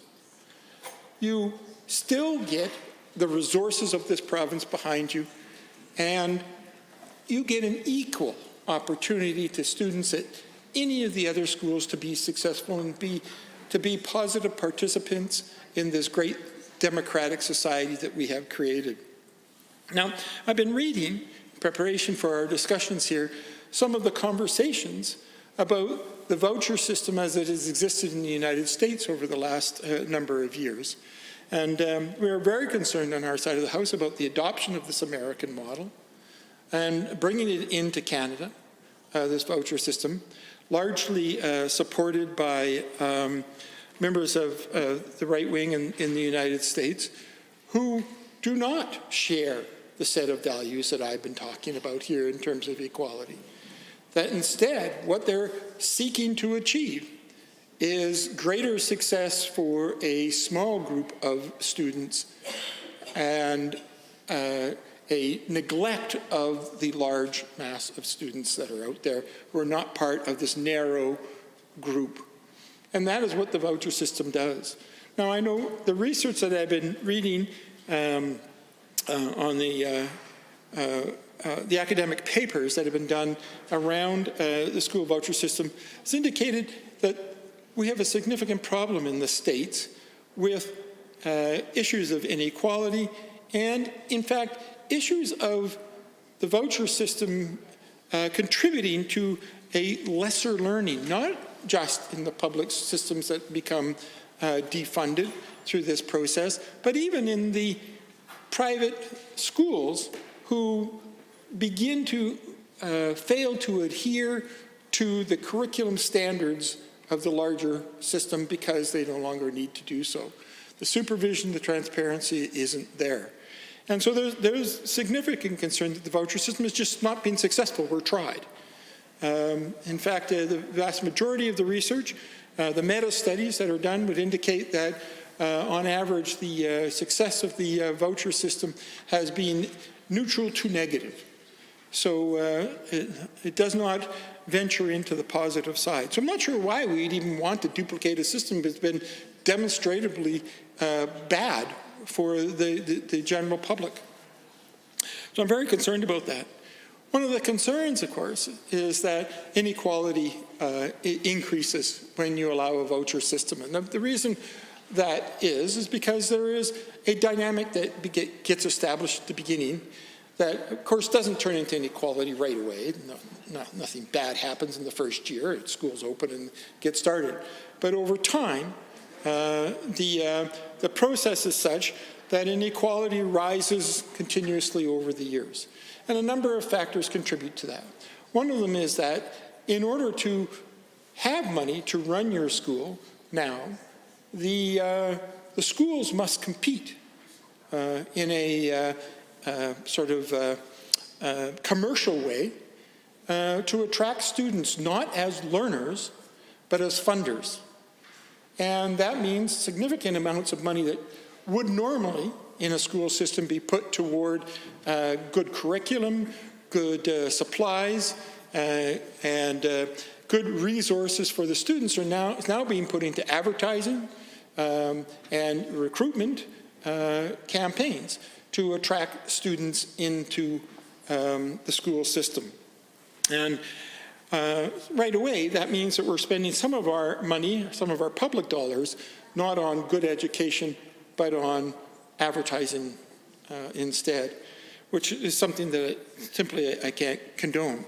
But then, of course, what happens over time then is that those schools that have the resources to advertise better, to attract people with the greater resources that may be available. If your children come to our program, they will learn to canoe the Nahanni River and survive anything that's possible. Just as an example, some extreme. And so those kind of things begin to happen. But what that means then is they begin to provide to the students things that are not available to everybody. So we begin to have inequality. Some people have school experiences that expose them to a wider range of activities than others, and naturally they're successful. They have more opportunity. More good things happen. And when that happens, parents are willing to put in more money. And more than that, when those students graduate and they go on to be successful because they've had these increased opportunities, they tend to come back and they tend to be great donors as alumni back to their schools. And so slowly, not the first year, but over a period of years, the amount of money that's funneled into some schools increases dramatically through the building of an alumni body and the provision of extraordinary experiences. And the net result being that you have a situation where those people who can afford it can not only take their public dollars, their voucher, and go to that school, but it becomes a self-selection process that occurs over a number of years in which it's only people with extreme wealth that are able to afford the best of the schools. And so what you have then is decreased opportunity for people that come from limited circumstances to rise above their circumstances because they simply can't afford the opportunities that people with great wealth have in this system. So the concern here is that you begin to introduce inequality as a factor in opportunity and decrease the underlying philosophy behind public school systems was that all students matter and all students need to have opportunity. Honourable members, Standing Order 29-2A is available. Seeing none. Any other members? Did you want to speak under 29-2A? The Honourable Member for Edmonton South. Thank you, Madam Speaker. It's a pleasure to always a pleasure to hear from my colleague from Edmonton Rutherford. I think he always provides us with a great deal of historical context and education as well. And I think that many members of this assembly perhaps need some more education on the different systems and how those systems are functioning here across the world today. So perhaps I'd like my colleague to continue. Rutherford. Thank you very much, Madam Speaker. One of the other concerns that we have with this rising inequality that tends to be exacerbated by the voucher system is the fact that in these private schools, they not only can select for money, as I've indicated so far, and therefore provide a different experience to the students, but they often select for other factors, such as disabilities. Students with significant disabilities require more supports, and it can become very quickly a factor that students with disabilities are not admitted into the private schools because they drain the resources than a non-disabled student would drain from the resources. And what happens then is that all of those students that need the extra attention, that need the extra support, end up in the public school system, and the students that tend to, come from successful families and typically don't need lots of extra support are funneled into the private school system. And so what we see again is an inequality based not this time on finances and poverty, but an inequality based on ability, and particularly disability. And I think that's something that we have to be very concerned about. That, I think the best thing about a public system is that it encourages everyone to rise to the greatest level of their own ability. But if you are excluding them based on their ability before they even have a chance to experience opportunity, then what we'll see then is a diminishment of the opportunity for people with disabilities, whatever those disabilities may be. And it could be, of course, physical disabilities or mental disabilities, issues like ADHD, issues like deafness, and so on. All of these kind of concerns may be reasons for them to exclude you from coming into the private school.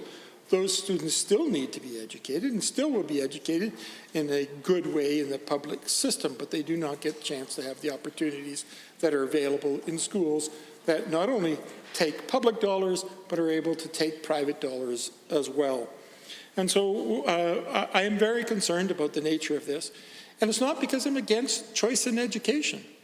As I mentioned before, I celebrate the fact that in the school systems here in Edmonton, we have created a variety of educational choices that are available, whether it be about sports or dance or military history, or whether it be about religion. The Catholic school system has the Jewish school in their system as a way of providing an opportunity for them to be part of a school board. We have schools that speak many different languages in this program. In my own area, I have schools that speak French and speak Spanish and speak German. And they're great schools, and happy to have them. Choice is available already. But we did that without defunding the public system and centralizing dollars for a few to have an extraordinary opportunity. Instead, we stuck to our values of having a school system which supports the equal opportunity for all people, regardless of their circumstances, regardless of their background, regardless of their orientation or their family history, to have a positive school experience. And I think that's something that we need to maintain. And there are certainly ways in which we can increase more choice within the school system without attacking the public system, by going out to parents and asking about what are the extras you'd like to see. Can we, within the public system, set up a school that does something particular that you are interested in? And if there's enough people that are interested in it, then they can create that school. Any other members wishing to speak on Amendment RA1 on Bill 15? The Honourable Member for Calgary-McCall. Thank you, Madam Speaker. I rise to speak to this amendment, which says that bill not be read second time because Assembly is of the view that engagement documents entitled Choice in Education provided by the government during its media release in respect of Bill 15 does not support the content of proposed legislation. Important amendment. We know that this bill impacts every single one of us, constituents in our ridings. We have schools in our riding, kids in our riding, so it's an important bill. And we owe it to children that we get this right. And oftentimes, the government side will get up and talk about choice in education and will say that somehow we don't support choice in education. I think in my riding, parents do choose different kind of schoolings. They have,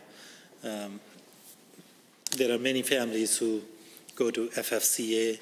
There are families who go to TLC, who go to Islamic school, Al-Madina, Charter Academy, and schools like that, along with public and Catholic schools as well. However, when we talk about the choice, the first thing when they choose to go to a different school other than their designated school, they are asked to pay for the transportation. They're charged extra in terms of education and other fees. If government is really talking about choice in education, then I think we should have those conversations that choice shouldn't mean that parents have to pay for that. If it's a choice, then across the system, parents should be able to choose freely whether they're choosing public, Catholic, or these charter schools. It shouldn't come at an additional cost, and that's a huge issue in my riding, because CBE recently published their transportation schedule and other fee schedule. And if you're in a non-mandated program, you will end up paying somewhere around $800. That's a huge chunk of money. So when we are talking about choice, I think we should make sure that if parents choose a different school than their designated school, they shouldn't be asked to pay for that choice. Specifically with respect to this motion, that how the data that government provided doesn't support the content of this piece of legislation. If I look briefly at their survey, they collected data about overall satisfaction with information available and overall satisfaction with amount of choice available. And throughout the province, Northern Alberta, Edmonton, Calgary, Southern Alberta, separate schools, Francophone, like for most part, I think people are more satisfied with the amount of choice they have available.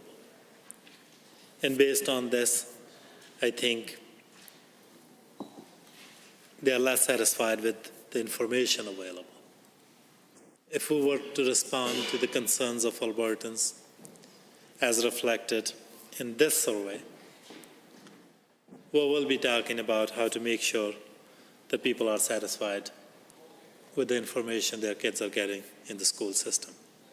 And that would mean that we will work on updating our curriculum, the work which we started, and at that time, I guess UCP, then opposition, had all kind of conspiracies, theories about that work, people who are engaged in that work, even knowing that there were almost 100,000 Albertans who participated in that process, and they have abandoned that work. Second thing, when my colleagues and I engage with constituents, with parents, with families, I think the number one thing that will come up with, that they want properly funded school system. Even though government is talking about choice in education and have included Article 3 of, Sub 3 of Article 26 of United Nations Declaration in their preamble, but first and foremost, government need to make sure that everyone has right to education and they have access to education, and that will include removing transportation fees, that will include removing those additional instructional fees. And second thing, not long ago, government promised that there will be fully funding our education system. Notwithstanding their promises, they cut $126 million from our school system mid-year. And they also fired 25,000 school staff. That doesn't leave much choice with parents. I think if government wants to get this right, and if they are really talking about choice in education, we could refer this bill, not read this bill second time, and engage with parents, families, and get this right. I do understand that bill was part of their platform, but that platform was also 100-some pages long, and by just getting elected, it doesn't mean that every single Albertan went through their platform and endorsed them on every single thing. This bill relates to our kids, parents, and families, important to everyone in all the constituencies. I will urge government to vote in favor of this motion and take time to get this bill right. Thank you. Thank you, Honorable Member. Yeah, of course. There is a 29-2A, and I see the Honorable Member for Brooks Medicine Hat has risen. Thank you, Mr. Speaker. I just wanted to take some time to respond to the members' statements from Calgary McCall. You know, I had to have a little bit of a chuckle when we were hearing about, you know, our election platform was so long, and like, we're sorry for providing you with this extreme detail and transparency and in the sense of good government, but so the Choice in Education Act was very expressly defined. I mean, it was articulated at multiple conventions. It was articulated at multiple rallies. It was articulated on the campaign trail several times. I know in my riding, it was one of the most important things that I championed and one of the most important things that I talked about on the doors, especially in rural Alberta. And we had some really good conversations with family members on the doorstep and parents on the doorstep who wanted to be able to make that decision for their children. And what I haven't heard from that side of the house is, you know, you keep hearing, we support choice in education, we support choice in education.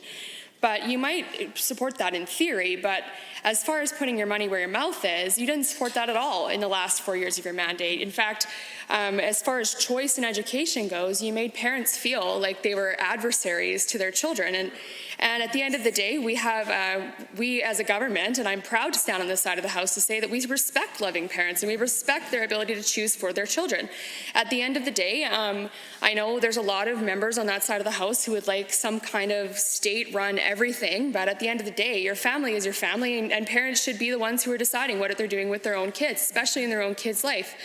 So I have to say, I was a little bit, like, I still can't get past the point, you know, our platform was too long, like, well, forgive us. I mean, there was a lot of detail in that platform. I believe there was over 350 commitments, if I'm correct. Is that correct? 375 commitments, and you know, we're following through on those. And we're not even in the second year of our mandate, and I think we're over halfway there, aren't we? So I would say that that's a pretty good record, a good report card, if you will. So I'm proud to stand on that. And you know, we hear a lot of conversations about American style this, American style that, and voucher systems, and this is in no way establishing a voucher system or American style anything. The only people who have an affinity for American style anything is the members opposite. They just can't stop talking about it. I don't know if that's, well, I don't know why. It blows my mind. Like, we're in Alberta, and at the end of the day, we're here to represent Albertans, and this is overwhelmingly what they wanted was choice in education and respect for loving parents. So by including that clause from the UN Declaration on the Rights of the Child, that expressly enumerates, Mr. Speaker, and expressly articulates just how important that is. And as a province, that we'd be willing to put that into legislation. It speaks tenfold to that, Mr. Speaker. So, you know, I would just encourage the members opposite to maybe next time they get up, and I mean, I'm sure we'll have a lot of discussion on this as we're still on the amendment, which I believe is questioning the reliability of the feedback or the actual meat in the feedback there. But at the end of the day, I mean, my 29-2A is my opportunity to respond to the member opposite, and what I heard was problematic to say the least. I would just encourage them, you know, maybe to talk to parents who are concerned about losing choice in education or concerned about losing their schools that they send their children to school to. I know When I was door knocking and campaigning, I ran into a family who has a number of children who are going to Newell Christian School. And they were concerned with the guidelines put in by the last government. They were concerned with the government's overreach into the life of their faith-filled school and their faith-based school. And at the end of the day, I know the Ministry of Education presented some pretty, the accountability pillars are fantastic. I mean, we're showing that we have some of the most safe and caring schools we've ever had. We're excelling. I mean, a lot of these faith-based schools have specialized programming for certain children who need it. I know that for this family that was particularly important, and they were worried about losing their school altogether, Mr. Speaker. So I can only imagine what would happen if the NDP got in again and started listening to these radical groups that want one school system and want to eliminate that choice for parents altogether. So I guess I'll give the last remaining time to the honourable member to talk about how he would stand up for parents when for the last 4 years he did absolutely nothing. With 20 seconds, the honourable member for Calgary can call. We added $2 billion, 244 schools, and so far their record is they have fired 20,000 teachers and cut $126 million from school system. They are after destroying education system, period. Thank you, honourable members. I see, to join debate, the honourable member for Calgary East has risen. Thank you, Mr. Speaker. It is an honor to rise again to provide my support for Bill 15, the Choice in Education 2020, Amending the Education Act. I will oppose this amendment for many reasons. This bill is a major part of our education platform, which we committed to Albertans and was favorably well taken during the elections.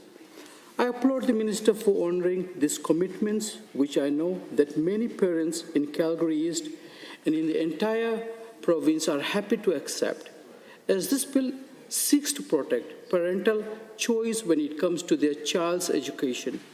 Also, it would be notable to mention that it is an answer to numerous concerns that were brought out by the education system partners towards improving the provincial education system for the benefit of all Albertans.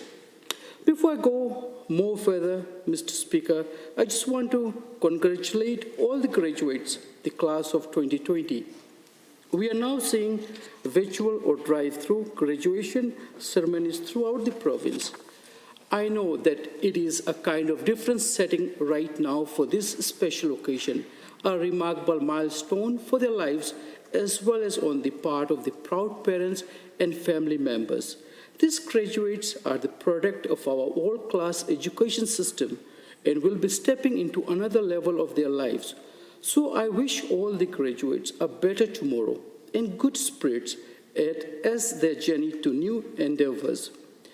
Going back, Mr. Speaker, as we talk about the importance of the right of parental choice on the means of educating children, we should be reminded that this is not having a goal to enrich oneself, but to plan ahead with what they want to do to their society in the future.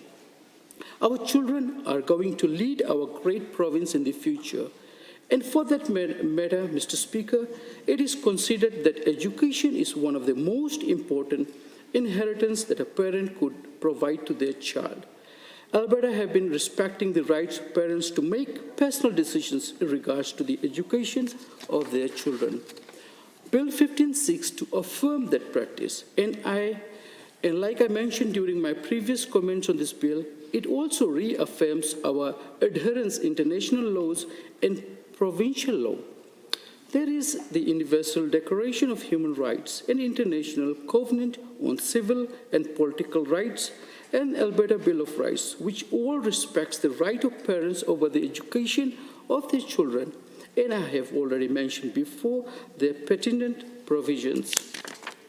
Mr. Speaker, as we understand the importance of parents to have the full right and are the primary decision maker for their child, we must also consider the delivery of such service as to fully respect that right.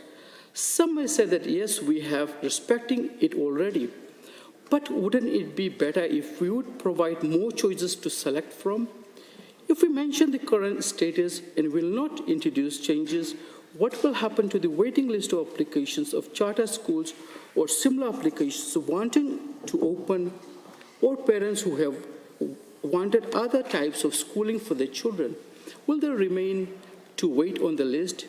With this bill, a simplified version creation of charter schools will be made with some requirements, hereby reducing red tape, and this bill permits the establishment of vocation-based charter schools. This survey may have reflected that there is a sufficient number of respondents that have expressed that they are content with the current choices, but there is no guarantee that this decision would still be attained if presented with more choices, as some parents may have opted for the nearest school because there is no other choice for them.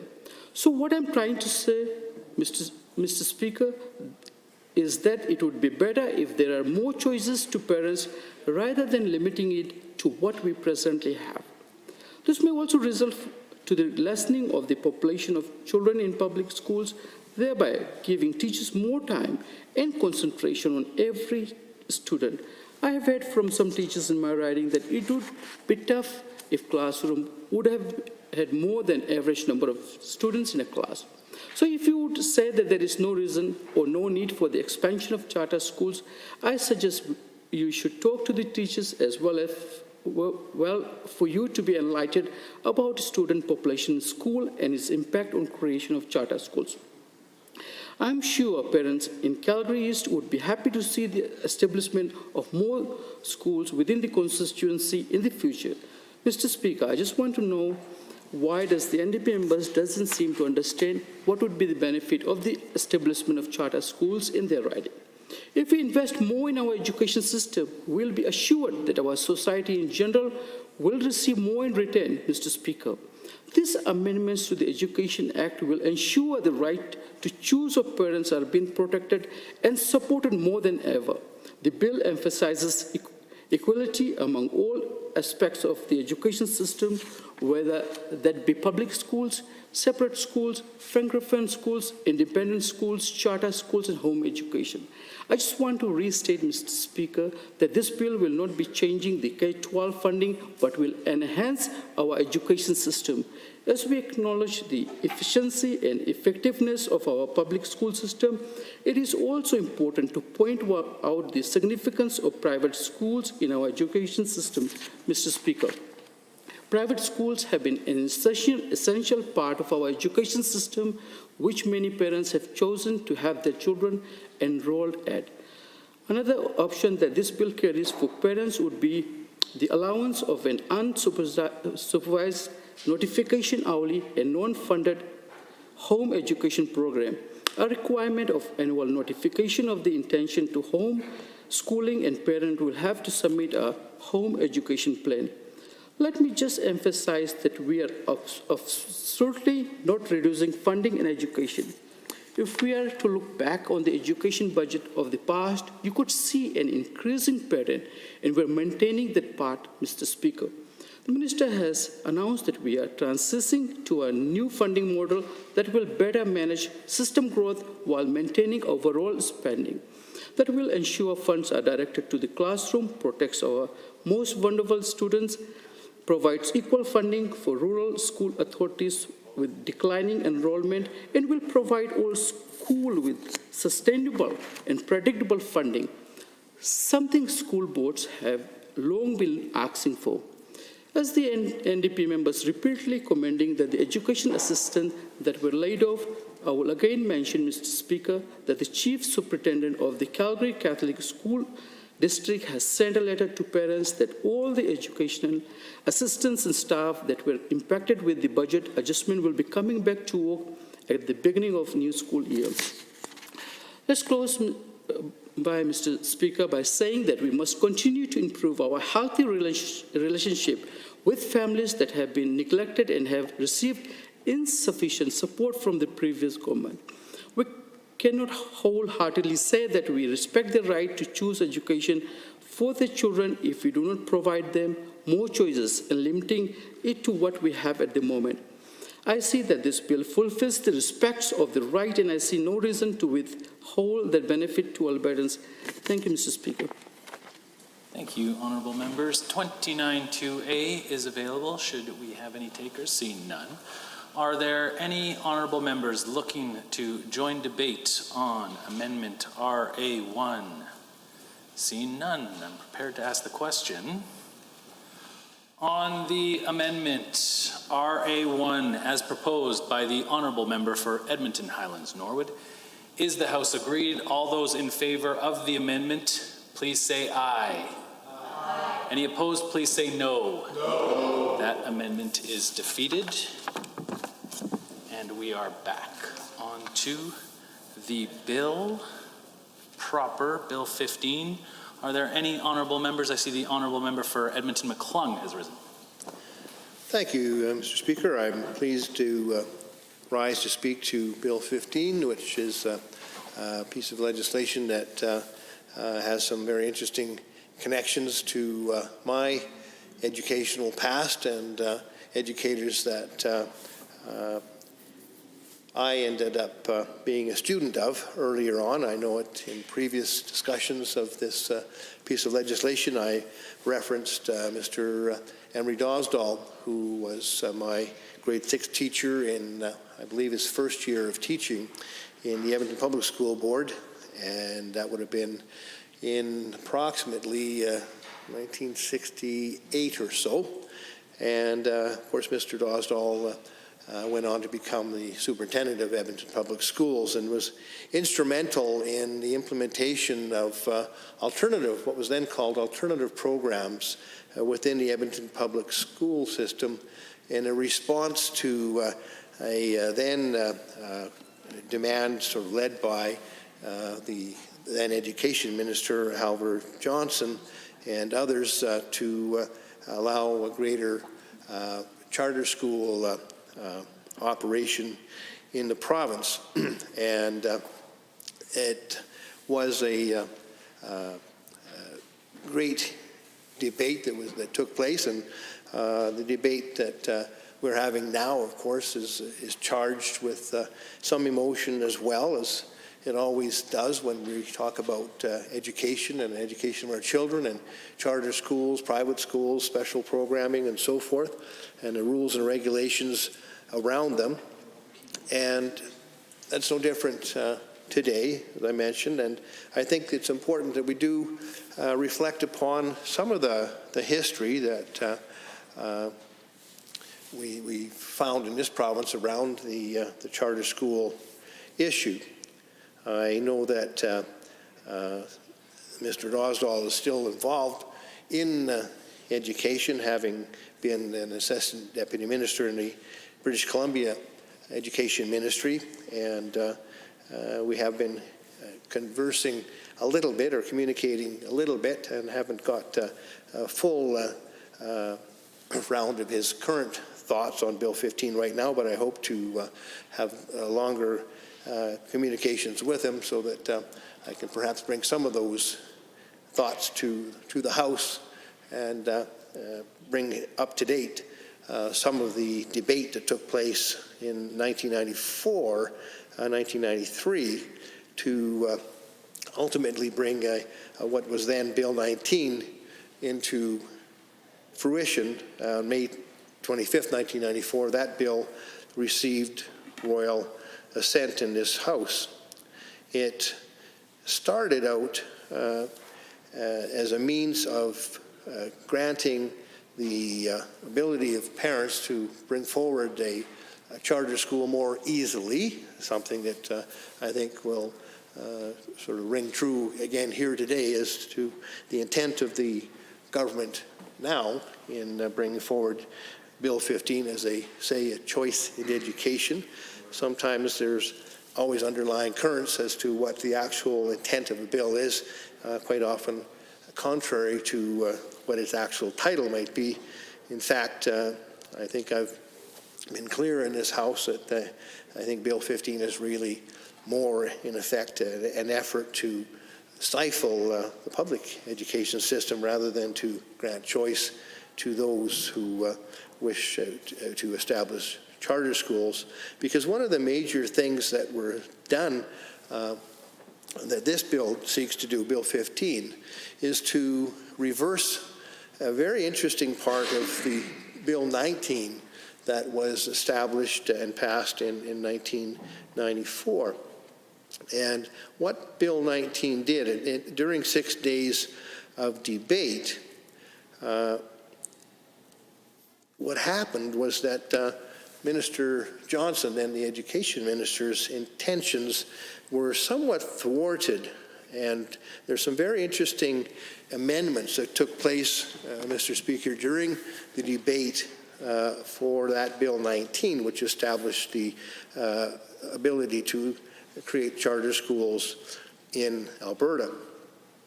The point that I'm getting to is that some of the things that were amended during the debate had to do with the local school board's authority.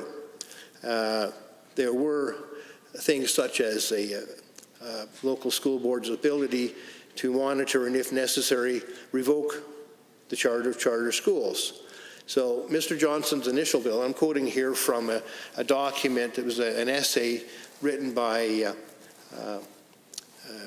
two individuals, Duncan Parliament and Brett Bielik, entitled Meeting the Challenge, the Klein Revolution, Charter Schools and Alternative Programs in Edmonton Public Schools, a paper they wrote for their professor, Dr. Pollock of MacEwan University, and it's March 23rd, 2015 paper. So it's a timely document, written quite clearly, and it's very germane to our topic because it lays out some of the concerns that the legislators of the day in 2015 had regarding the proposals of the original piece of legislation that Mr. Johnson had in mind and what in fact ended up getting introduced and passed as amendments to the bill.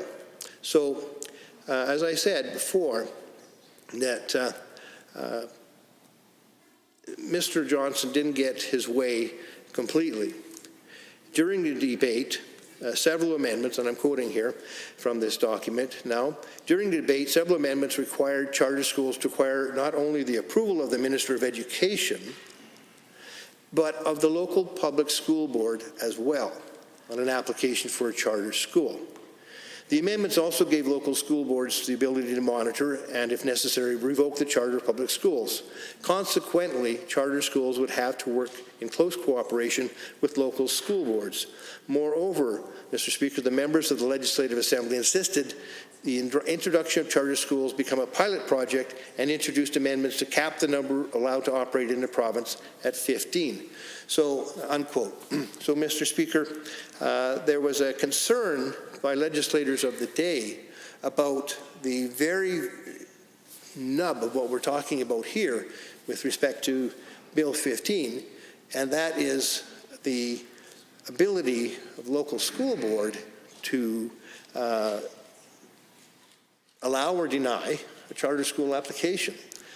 And contrary to the then Minister of Education's desires at that time, legislators in this House successfully brought forward amendments which were accepted and passed to restrain the minister from having sole authority to make those decisions with respect to approving or denying an application for a charter school.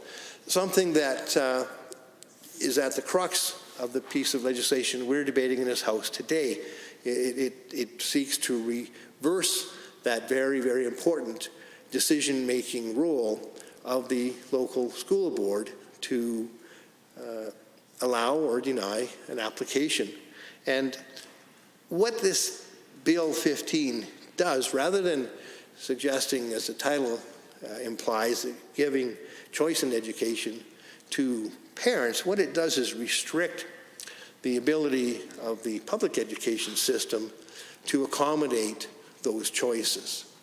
And I know that Mr. Johnson expected that of the 15 charter school applications that could be accepted, he expected in short order that they would be snapped up right away. However, as the paper or the essay goes on to say, Education Minister Halvard Johnson confidently predicted that by the end of 1995, the charter school cap of 15 would be reached. This prediction, however, has proven wildly inaccurate, and as of 2015, not long ago, Mr. Speaker, not only has the cap not been increased, but only 13 charter schools are currently operating in the province, and at no point was the cap of 15 ever met.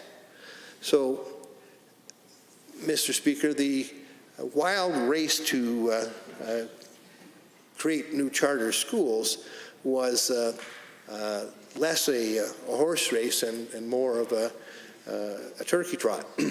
So there wasn't a huge demand, and the paper goes on to say, Mr. Speaker, that the responsibility for that lack of demand or smaller than expected demand that Mr. Johnson, the Education Minister of the day, had is largely because of the success of the public school system in incorporating the needs of parents and the desires of parents to have alternative programming available to them within the public system, in a place where it was more affordable for them, where they didn't have to go through the fundraising efforts regularly that they would have had to in a regular charter school system.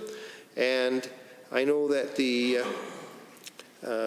system that we have currently, that was championed by then Edmonton Public School Superintendent Emery Dawsdall, is one that we're very proud of today, because we look at the system that we have in place that has allowed a variety of different schools to thrive, or different within the Edmonton public system, some of which are in my own constituency of Edmonton-McClung in the West End. One of them, of course, is the Talmud Torah school. It's a special school within the Edmonton public school system. The initial application that was made in '93 was for the Nellie McClung School for girls. And initially 70 students applied, and ultimately over 170 in following years became students there. There's the Cogito schools, which initially came up during that time period as well. So there's been a large history of success within the public school system of incorporating the demands or the desires of members of the public to have a particular type of education or a charter school application, have a school that otherwise might have become a charter school incorporated into the public system, and very successfully. And that is why the paper argues, and I concur with the assessment, that the number of charter schools has never gone beyond the cap or met the cap that was set in 1994 under the Johnson Education Ministry and the Klein regime. So the success of the public school system is not something that we should use against it. I think that it speaks highly of the desire to meet the needs of parents in our province who wish to have that choice to educate their children, and also do so in a way which is publicly funded and which is affordable for them in the long term, and which is managed within the public education system, in a system that they don't have to go raising private funding dollars for on a regular basis. And that's something that I think is acknowledged by the popularity of the programs offered by the public school system. So the parents that are looking to support their children in educational choices in this province are telling our caucus that they really want a properly funded education system with a modern curriculum and no barriers to learning. And I know that the question that I ask quite often, not only with respect to this piece of legislation, Mr. Speaker, but most pieces of legislation that are under consideration, is who actually does this serve? Who is it intended to serve?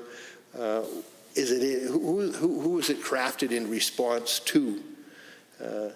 And I wonder if indeed that answer doesn't lie within the notes of the essay that I've quoted from before, where the desire is to actually circumvent the success of the public schools by removing the requirement that the public school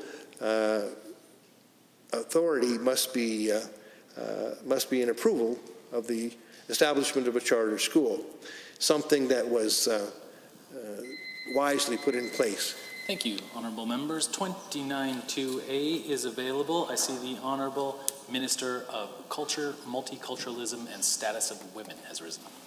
Thank you very much, Mr. Speaker, and thank you for the discussion on this. I just wanted to make just a few clarifications and comments with regards to what we just heard.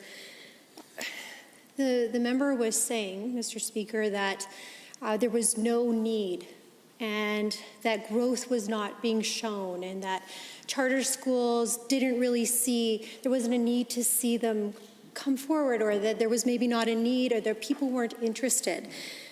If I remember correctly, when I was first elected, when I was in opposition, there was something like 10 or 11,000 students waiting on a waiting list to get into charter schools. I mean, that number really resonates with me because at that time, when I had the privilege of being in opposition, we spoke about this on a regular basis. I would have to say that in most of our ridings, certainly there was a large population of parents that were absolutely seeking this option. I believe at that time there was only 13 school authorities. It was capped at 15. And I would have to suggest, and I'm sure that most of the folks on this side would agree with me, is that there was such a demand. And I would love to know where the member got this information from. And to quote from, I think it was 1996 he was saying, to now, when per capita, if you see the amount of people that move into the province and if you ask them about education, a large portion of those parents come here because of choice in education. A tremendous amount. I mean, they come for jobs and they come for all of the opportunities that Alberta provides for them. But if they're going to raise families here, and choice in education is a pillar of what they are able to provide for their children, I can guarantee you that on this side, we have a very, very strong, I would suggest, propensity to suggest that choice in education would be the most important thing, which includes public education. I'd also like to mention clearly the reason why charter schools have not been able to expand is because of regulatory and practical barriers that have actually resulted in government influence and their ability to actually cap those schools. It's actually a regulatory problem and burden that is stopping parents from being able to access charter schools, contrary to what that member just said. And we campaigned on this. This was a campaign commitment for us. And without a doubt, one of the most important things that we heard over and over again, not just charter schools, but public schools and private schools and faith-based schools and every type of school that we have had the privilege of having in this province, Alberta is a leader. And in fact, if you look at the marks that come out of charter schools, there is a significant difference. And not just because they're catering, like the member would have you believe, to only a particular type of kid. I mean, we've got schools, charter schools, that go from everything from academic achievement to children who are on the margins. children who are suffering from mental strain to kids who are in very, very difficult socioeconomic areas. And on top of that, I think one of my favorite things about the charter schools is for new Canadians, ones that are dedicated to English as a second language. And we know, for most of us who know a lot of new Canadians, that, you know, they're coming in and their kids, their very first language is probably the language that of the country that they're coming from, or they might even in some cases know a little bit more English than their parents. But you can imagine in a system where you're coming in and you're just being inundated by another language in math and social studies and science. These are not difficult things, and these charter schools have taken up that ability to be able to help these kids have the best education possible and to be able to thrive in this province. I would also say that we like I was mentioning, I mean, this was a while back. I don't even know what the numbers are now, to be quite frank. I mean, we like I said, we talked about this significantly then, but we find that charter schools are sought after. I think I could probably talk to every member on this side, and it was a conversation that came up over and over and over again. I think also, too, that one of the things that the opposition has to remember, and they were on this side, is the high level of accountability that any school has to the government for curriculum.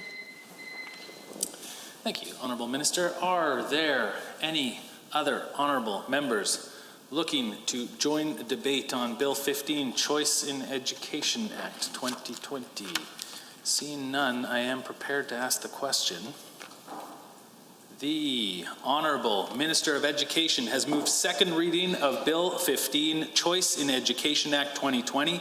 Does the Assembly agree to the motion for second reading? All those in favour, please say aye. Aye. Any opposed, please say no. No. That is carried, in my opinion.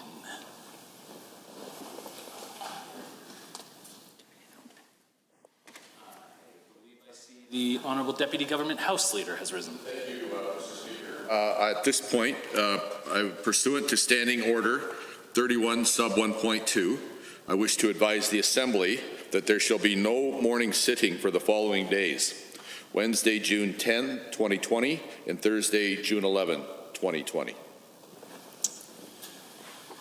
Thank you, Honourable Minister. The House accepts that as notice. However, I do perhaps just want to clarify that perhaps I'm not convinced of the standing order that you used, as I believe it might be 3 sub, and I thought I heard 31, so that might be the that was for that. So 3 sub 1.2. Thank you. Thank you for that clarification. Thank you very much.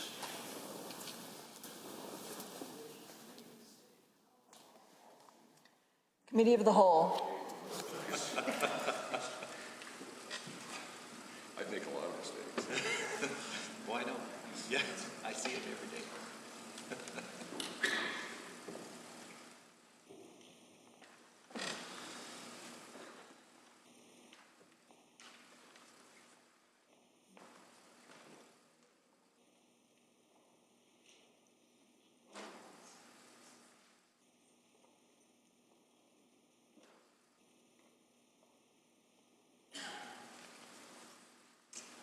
I would like to call the committee to order. The Committee of the Whole has under consideration Bill number 2, Gaming, Liquor, and Cannabis Amendment Act 2020. Are there any comments, questions, or amendments to be offered at this time? I see the Honourable Minister of Transportation has risen. Well, thank you, Mr. Speaker. I would like to rise in support of Bill number 2, the Gaming, Liquor, and Cannabis Amendment Act 2020. And at this point, I would like to make an amendment on behalf of the Honourable Minister that moved the bill. I have the requisite number of copies.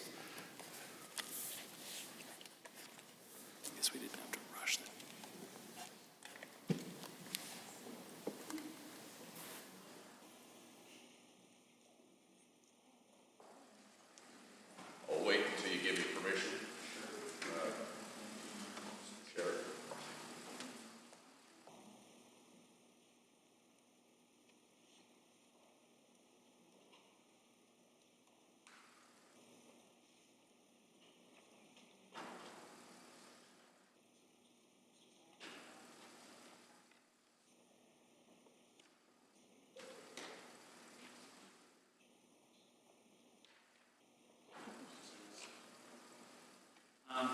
would just ask that the Honourable Minister of Transportation read the amendment.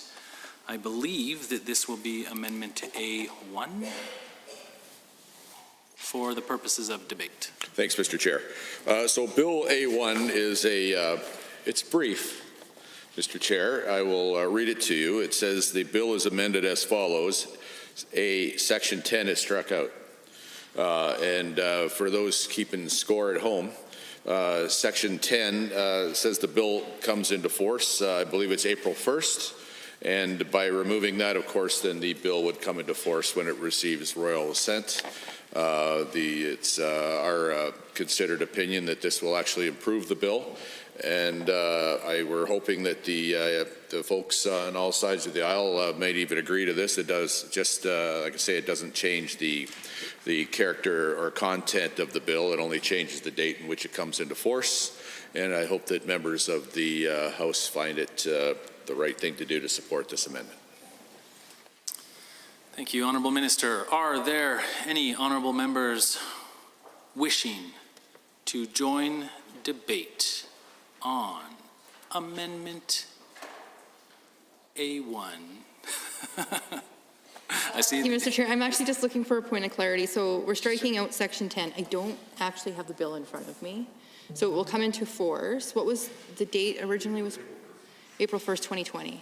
So we've passed it. Okay. Thank you. All right. That was nice to see. Are any honourable members looking to join debate on Amendment A1? See none. I'm prepared to ask the question. On Amendment A1, as proposed by the Honourable Minister of Transportation, is the House agreed? Agreed. Any opposed? That is carried. Moving back to the bill proper on Bill 2, are there any honourable members wishing to join debate? I see the honourable member for Edmonton Gold Bar has risen. Well, thank you, Mr. Speaker, and it's a pleasure to rise to speak to Bill 2 for the first time during debate in the legislature.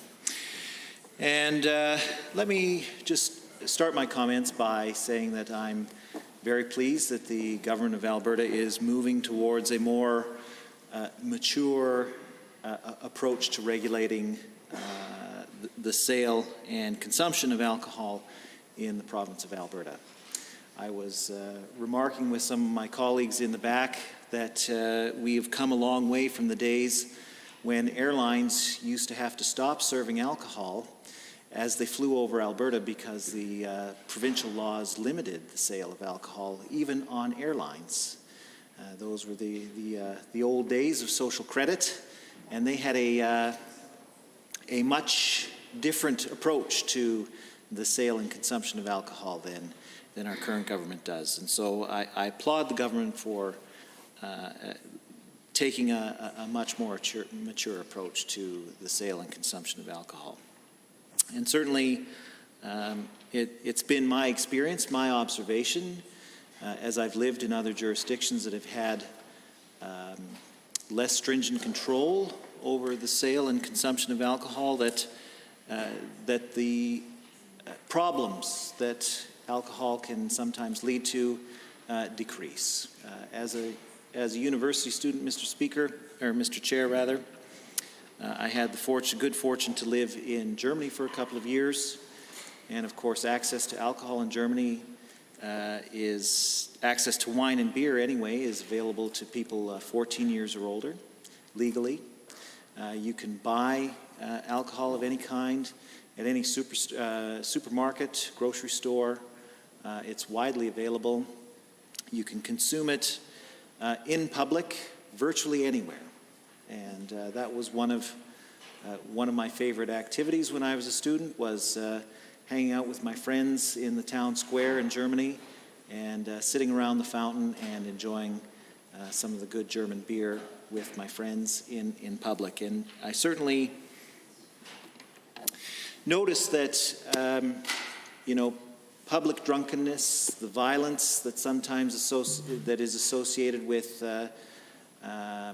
bars and clubs that are confined to specific areas of the city was not as nearly as problematic in Germany as it was here. And I think, and I sincerely hope that by loosening the restrictions around the sale and consumption of alcohol, that Albertans will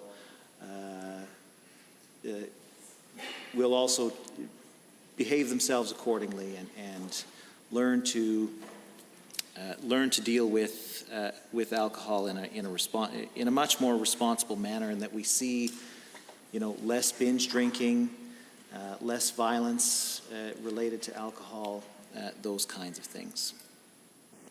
And one of the moves that I'm particularly fond of in this legislation is set out in Section 8, which amends Section 89 in subsection 2 by striking out with food wherever it occurs, and then in subsection 3 by striking out or is not consuming food while consuming liquor in a designated picnic area. And what this section does, Mr. Chair, is that it makes it easier for people to consume alcohol in public parks. And I think this is a fantastic idea. And in fact, I have had thousands and thousands of emails to my constituency office saying, we are in favor of allowing Albertans to enjoy their time in public parks fully. The catch, though, Mr. Chair, is that we actually need to have public parks in which we can exercise this right that the bill is being given to us. And so one of the concerns that many of my constituents have raised around this section of the legislation, which allows for the consumption of alcohol in public parks, is that they are concerned that there will be drastically fewer public parks in the province of Alberta in which they can enjoy this right. We know, of course, that the government has closed, either fully or partially, 20 provincial parks and provincial recreation areas in the province of Alberta, and that they have plans to sell off another 164 sites. And, I just want to address the issue of the language that I'm using when I say sell off parks, because I know that the Minister of Environment takes issue with that phrase. So let me just clarify that when I talk about the government selling parks, I don't actually mean that they are putting up Roshan Sands Provincial Park for sale directly, Mr. Chair.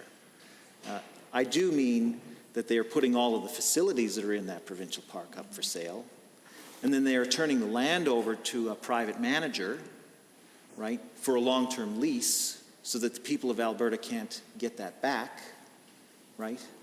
But technically, none of those things are sale. And so there are 164 sites that are scheduled to be sold off in this manner. Another 20, as I mentioned, that are being closed. So the question is, where are people going to be able to enjoy the ability that this legislation gives them to consume parks or alcohol in parks? This is over a third of the public parks in the provincial park system that are being put up for sale. 75% of all provincial recreation areas are being put up for sale or closed down. So the question is, where are people going to be able to enjoy this right to consume alcohol?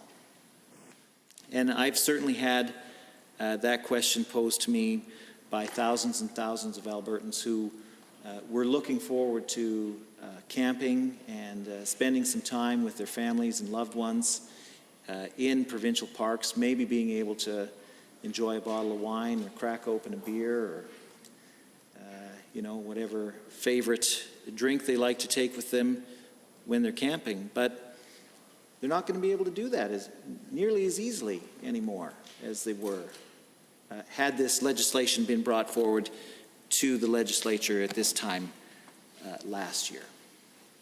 Mr. Chair, rather. So it is with a great deal of disappointment, I think, that while I will vote in favor of this legislation, it's a very hollow victory. A hollow victory in the sense that people will have the theoretical ability to enjoy an alcoholic drink in the public park of their choice, but in actual practice, there will be far fewer public parks and provincial recreation areas in which they can enjoy this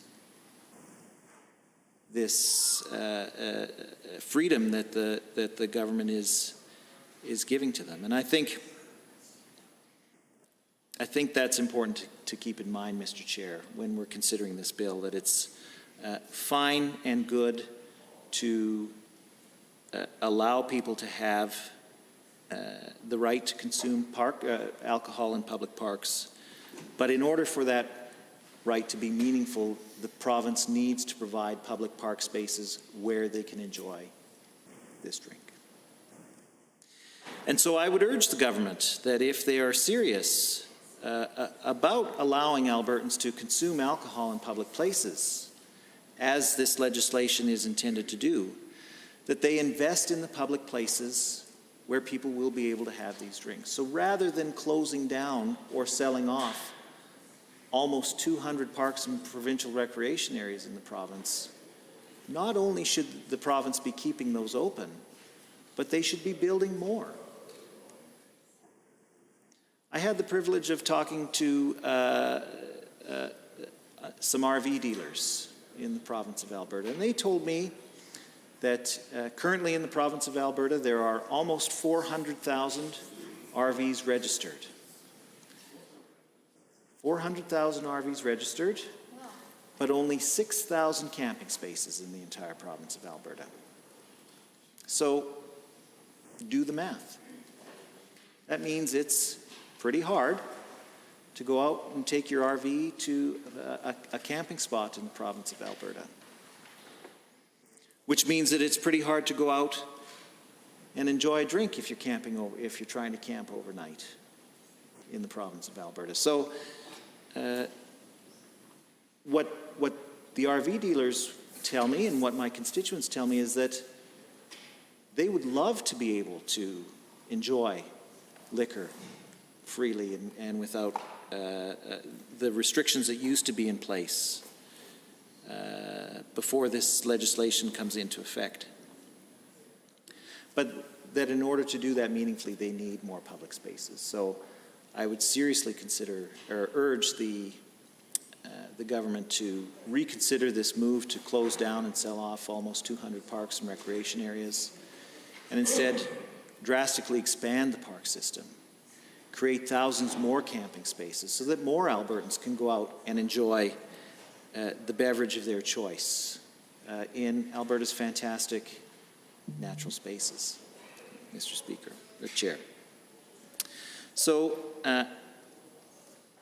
with that, I think I'll take my seat, but to recap, I'll be voting in favor of this legislation, but I'll also continue to advocate for more parks and recreation areas for the people of Alberta to enjoy with the favorite drink of their choice. Thank you, Mr. Chair.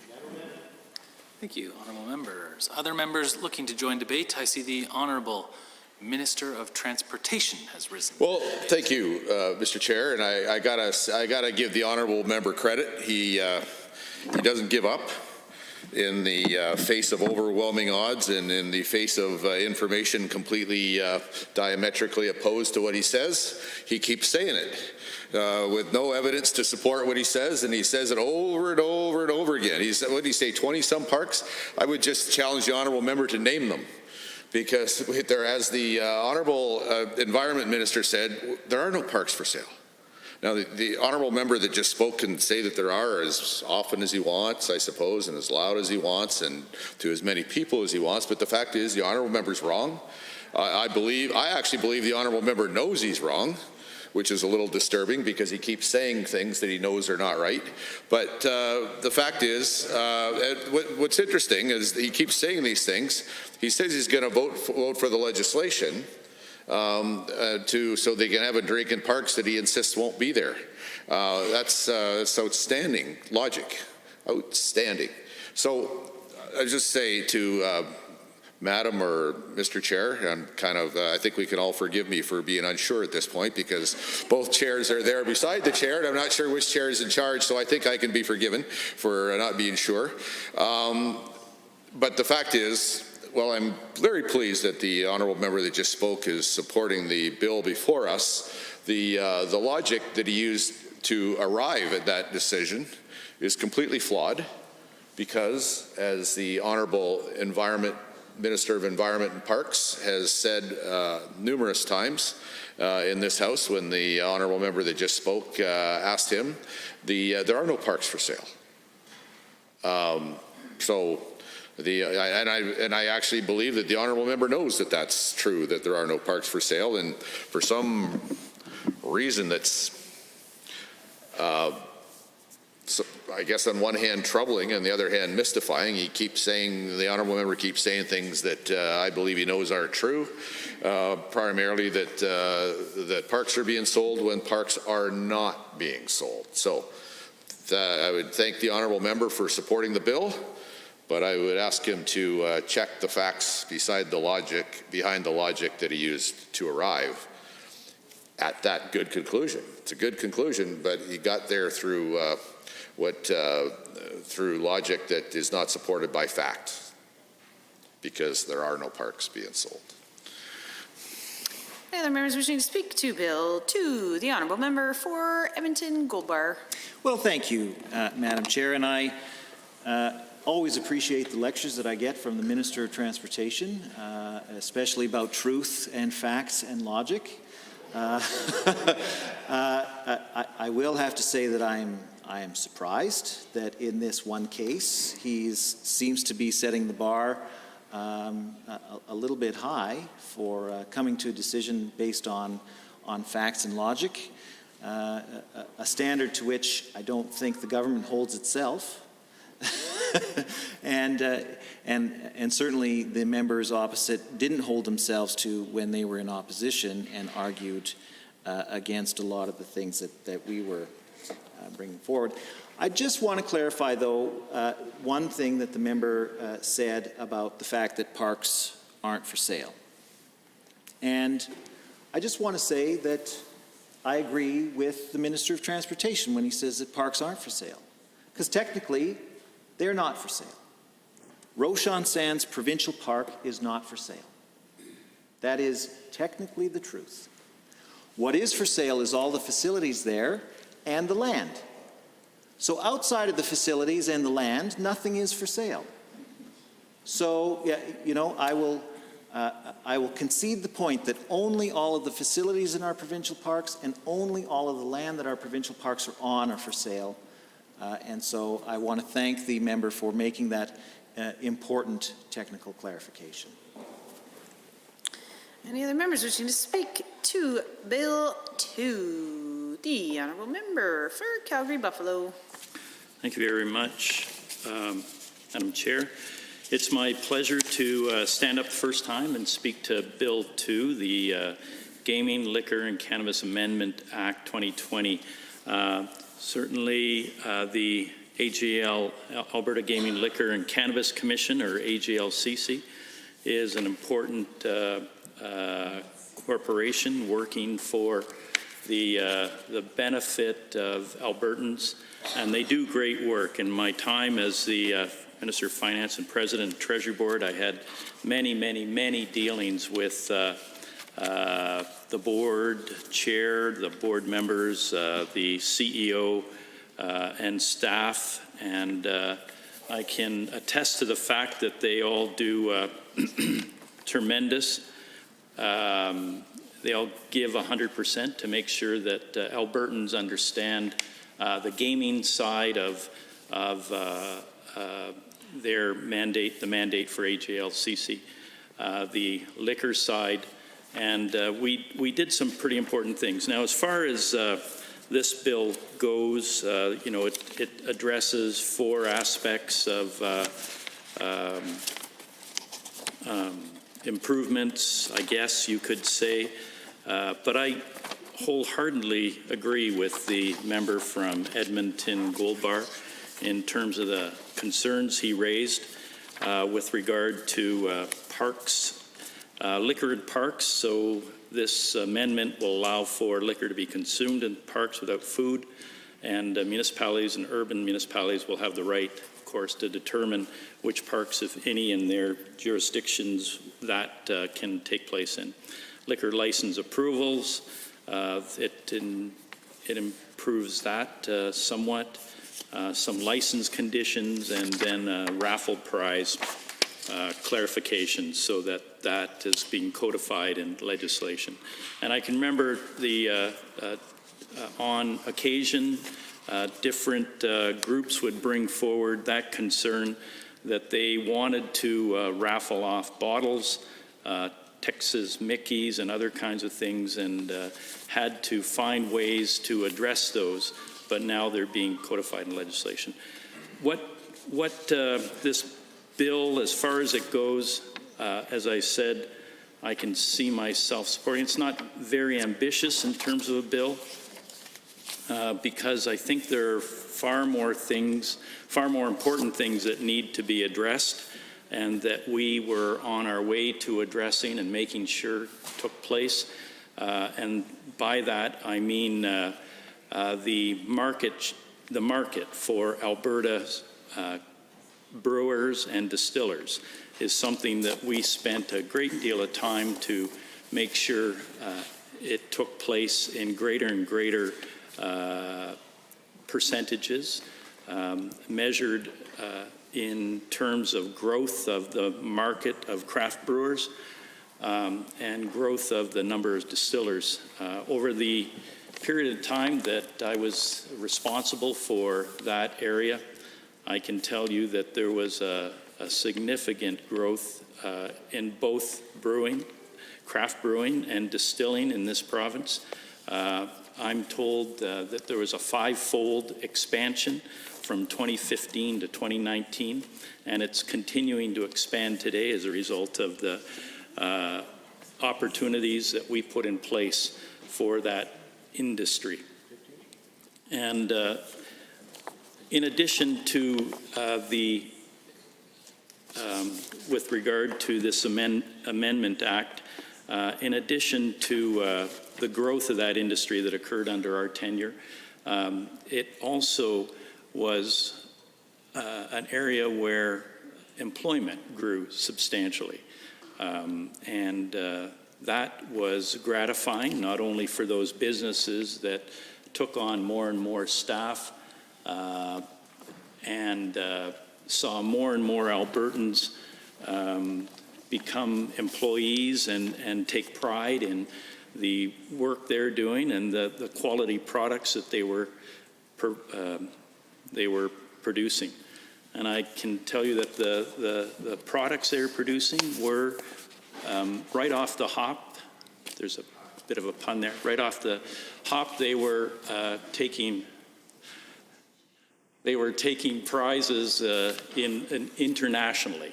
And I can remember those brewers feeling great pride in being able to win in the States and win in Europe as a result of their production of great beer. So the expansion of the industry took place, and the kinds of things we're seeing in this Amendment Act really won't help any of that, won't focus on seeing more opportunity for Alberta products on shelves in, say, Ontario or BC, where we know that our shelves are loaded with BC product, both beers and spirits. And we know that to try and get our product into those provinces is pretty impossible.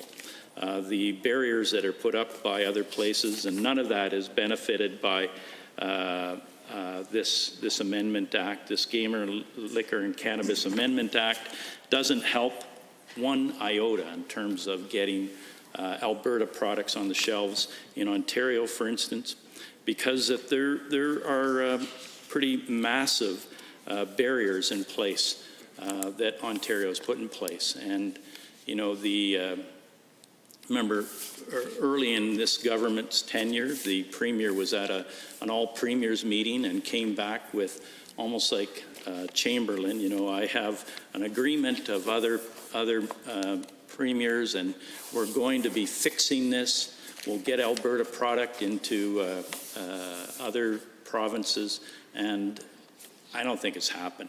You know, I haven't traveled to other provinces in a little while, but you still don't see our beers and our spirits on their shelves to the degree that you see hundreds of their products on our shelves. So this bill, unfortunately, is a lot of things that don't benefit the industry.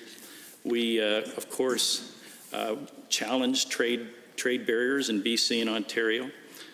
We work to expand the offerings that bartenders could give their patrons and prepare cocktails and open bottles and condition those bottles in advance of people coming to buy them.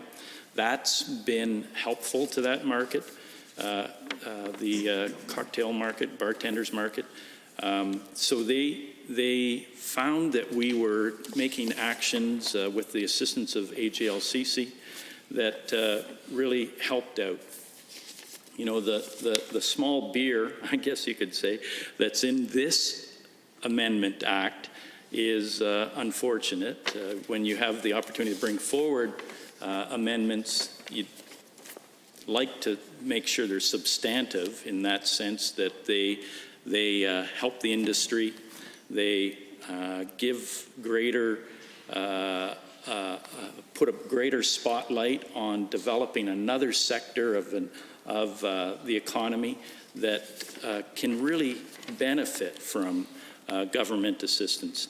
You know, we've got the great prerequisites, I guess you could say, for beer and alcohol and spirits right in this province. We've got great barley, we've got wonderfully trained technicians and brewers who go through Olds and places like college and places like that. They're homegrown, they want to do a great job, and they want a government who has their back. And this Gaming and Liquor and Amendment Act, as I said, is small beer and doesn't really have the back of the industry at all. I mean, what it has is the ability, as I said, to see some relaxations of liquor in parks and municipalities around the province, and license approvals and conditions on licenses that AGLC now can put before infractions occur, and lastly, raffle prizes. So this Amendment Act, Madam Chair, is something that I can see myself supporting as far as it goes, but I sincerely would have wished to vote for a stronger Amendment Act. And there are many, many things that need to be done still in this province that'll assist this sector develop even greater recognition for their products and their ability to market across Canada and around the world. And those barriers are still in place. The other provinces haven't done anything to moderate or lower trade barriers that we believe need to be challenged. When we were in government, did challenge. And the shelf, and one good example of that is the lack of Alberta shelf space in other provinces and liquor stores around the country, which is regrettable, because we could have that industry, which is kind of inflation-proof not inflation-proof, yeah, I guess it's recession-proof. It can do a lot in terms of a recession being in place, where alcohol can be set up and stored for several years for things like scotch.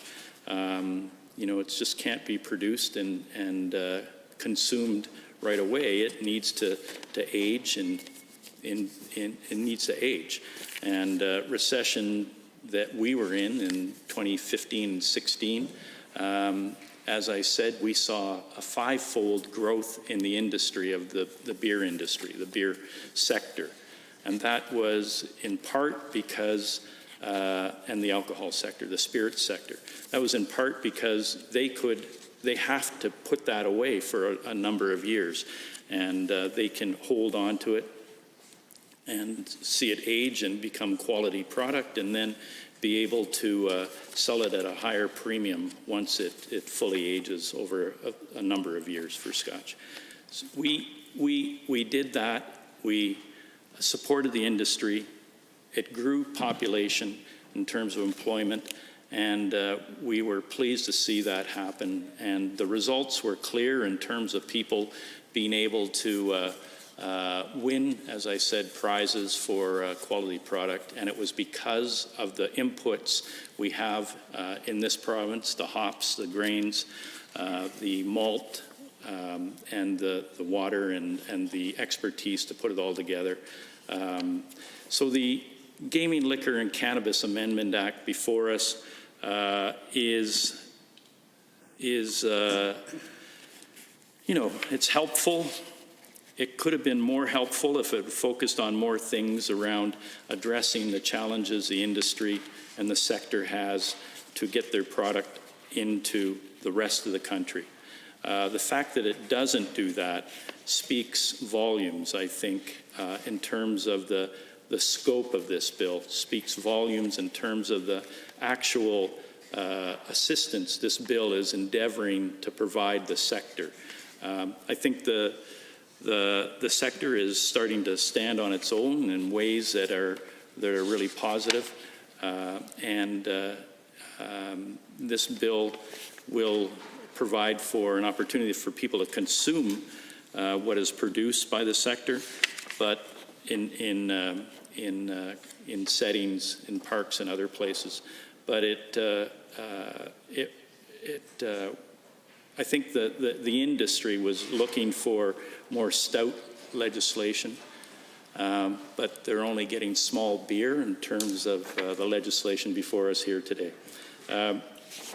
It's an industry that's maturing, as I said, and that's a positive thing. It's an industry that employs a number of people, as I said, it's somewhat recession-proof in some aspects of it around spirits, but we want to ensure that it continues to grow. And the fact that this bill does four things that allow people to consume in places that they previously didn't consume doesn't really increase the volume where the sector is needing, responsible drinking to occur. Of course, only responsible drinking to occur.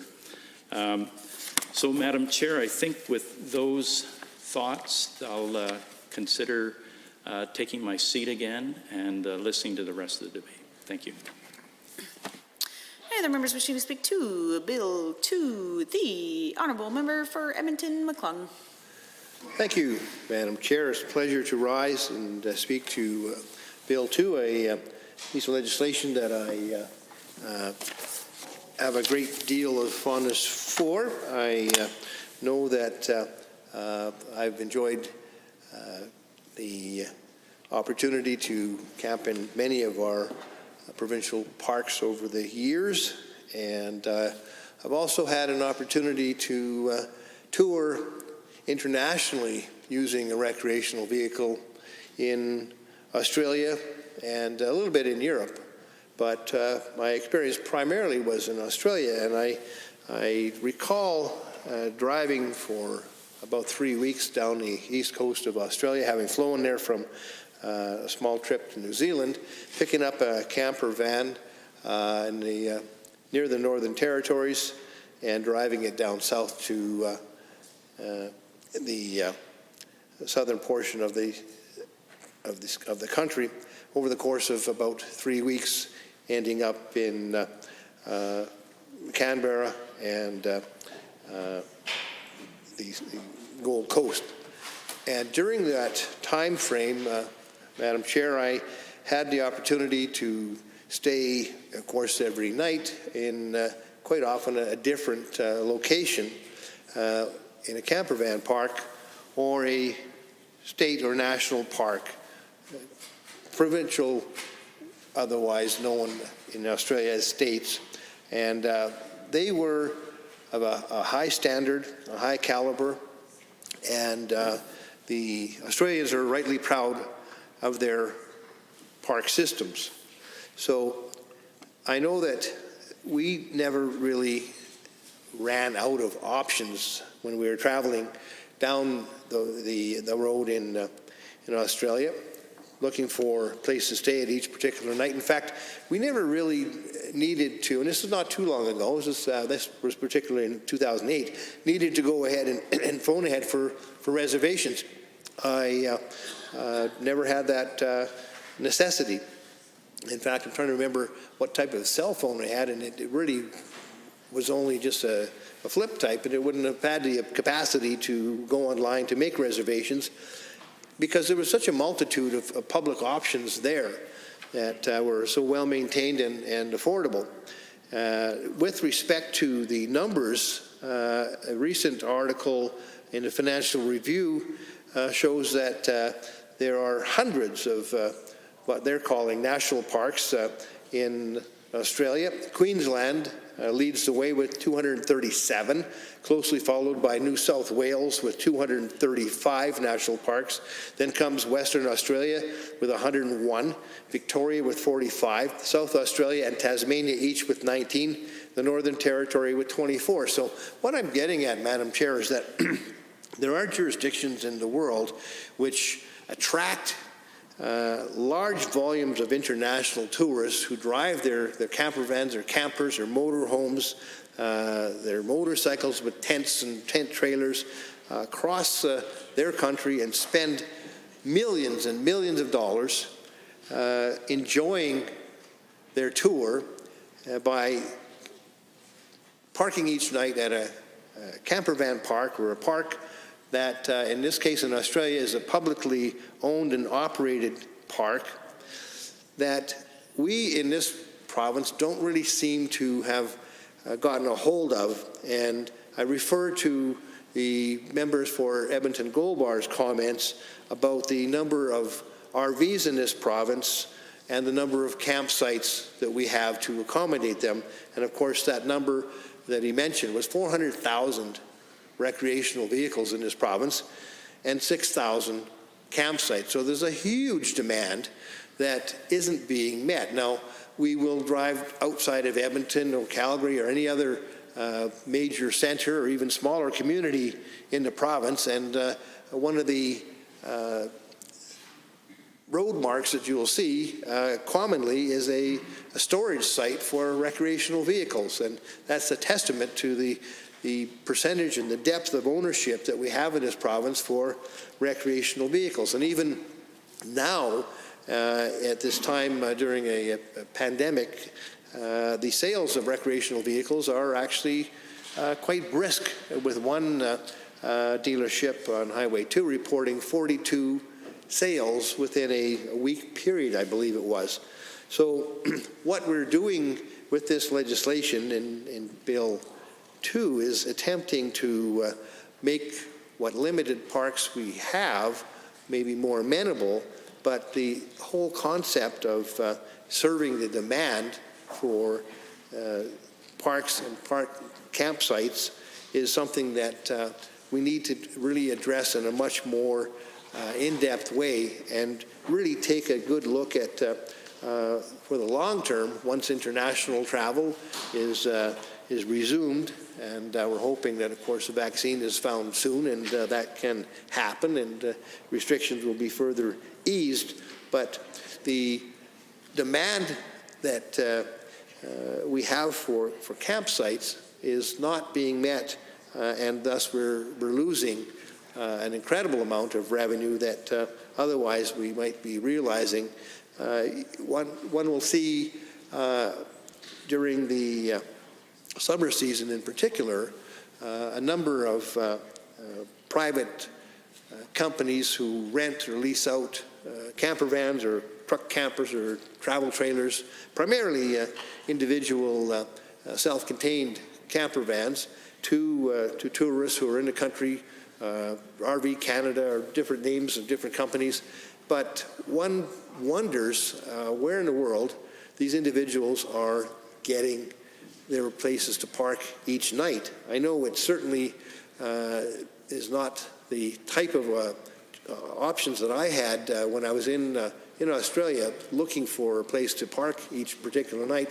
There are limited places. Even if you think of yourself driving across the country on the Trans-Canada Highway, across the prairies and into the mountains and across, over to the coast, there are limited options. And you will find people driving these RV rentals pulling off the road fairly early because they indeed need to find a place before they're all filled up.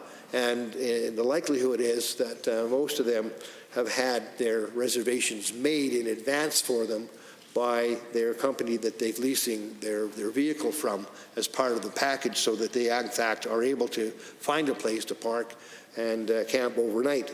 So that's a staggering number, Madam Chair.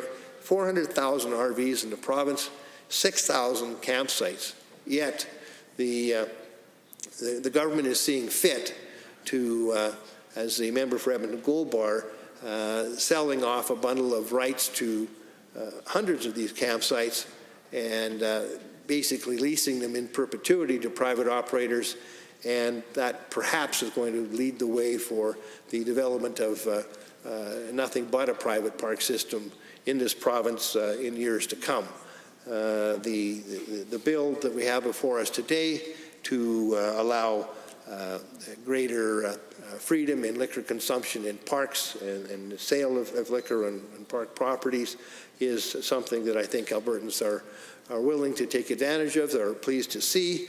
It hopefully will lead to a more responsible consumption of alcohol. There have been some issues and difficulties with it over the years in our parks, and I know enforcement of some pretty wild parties has been a problem in some of the parks that we hope will not be a future problem. And I believe that the ability to consume responsibly in parks was something that the population will take advantage of and adhere to, and in many ways I believe it'll be almost a self-policing mechanism where the sort of the teenage bust-out long weekend parties will be a thing of the past because it just won't be stood for. And there may be some exceptions, but I know that the monitoring of these new regulations and laws regarding consumption of alcohol in our parks is something that we'll all be watching quite carefully, and that's a minor consideration, though, Madam Chair, with respect to the whole parks issue in the province, because the minister of the member for Edmonton Gold Bar, rather, quite rightfully said, in order to be able to consume alcohol in parks, in public parks, you've got to have public parks. And that is something that I think is under threat. The government plainly is loath to say that the parks are not for sale, but we know that one thing that you can sell is a long-term lease and operating rights. And in fact, that, I believe, is the way, the road that this government is going down. And I think that for the most part, those parks that they continue to suggest are expensive to maintain or not, or underutilized, and that's the argument that they make in trying to get Albertans to accept the closure of certain parks and the ability or the enablement of the government to declare them surplus and therefore opportunities for the private sector to come and lease them and operate those parks, I think will become the modus operandi for this particular government in terms of park development in the province. So be careful of that, and know that there are other jurisdictions, Madam Chair, where they have a long history of very deep pride in their national and state parks. And in fact, in Australia right now, according to this Financial Review article, which I'll table at first opportunity, the great debate in Australia it doesn't have to do with the privatization of parks. It has to do with the designation of parks. Because of the hundreds of parks that I listed earlier, there is a debate about whether or not these national parks, so many of them being present, should actually be called state parks, or as we would call them, provincial parks, because in fact they may not meet the international standard for a national park, such as we know it to be like Banff National Park or Jasper. They're much smaller parks, but they are also operated by the national government.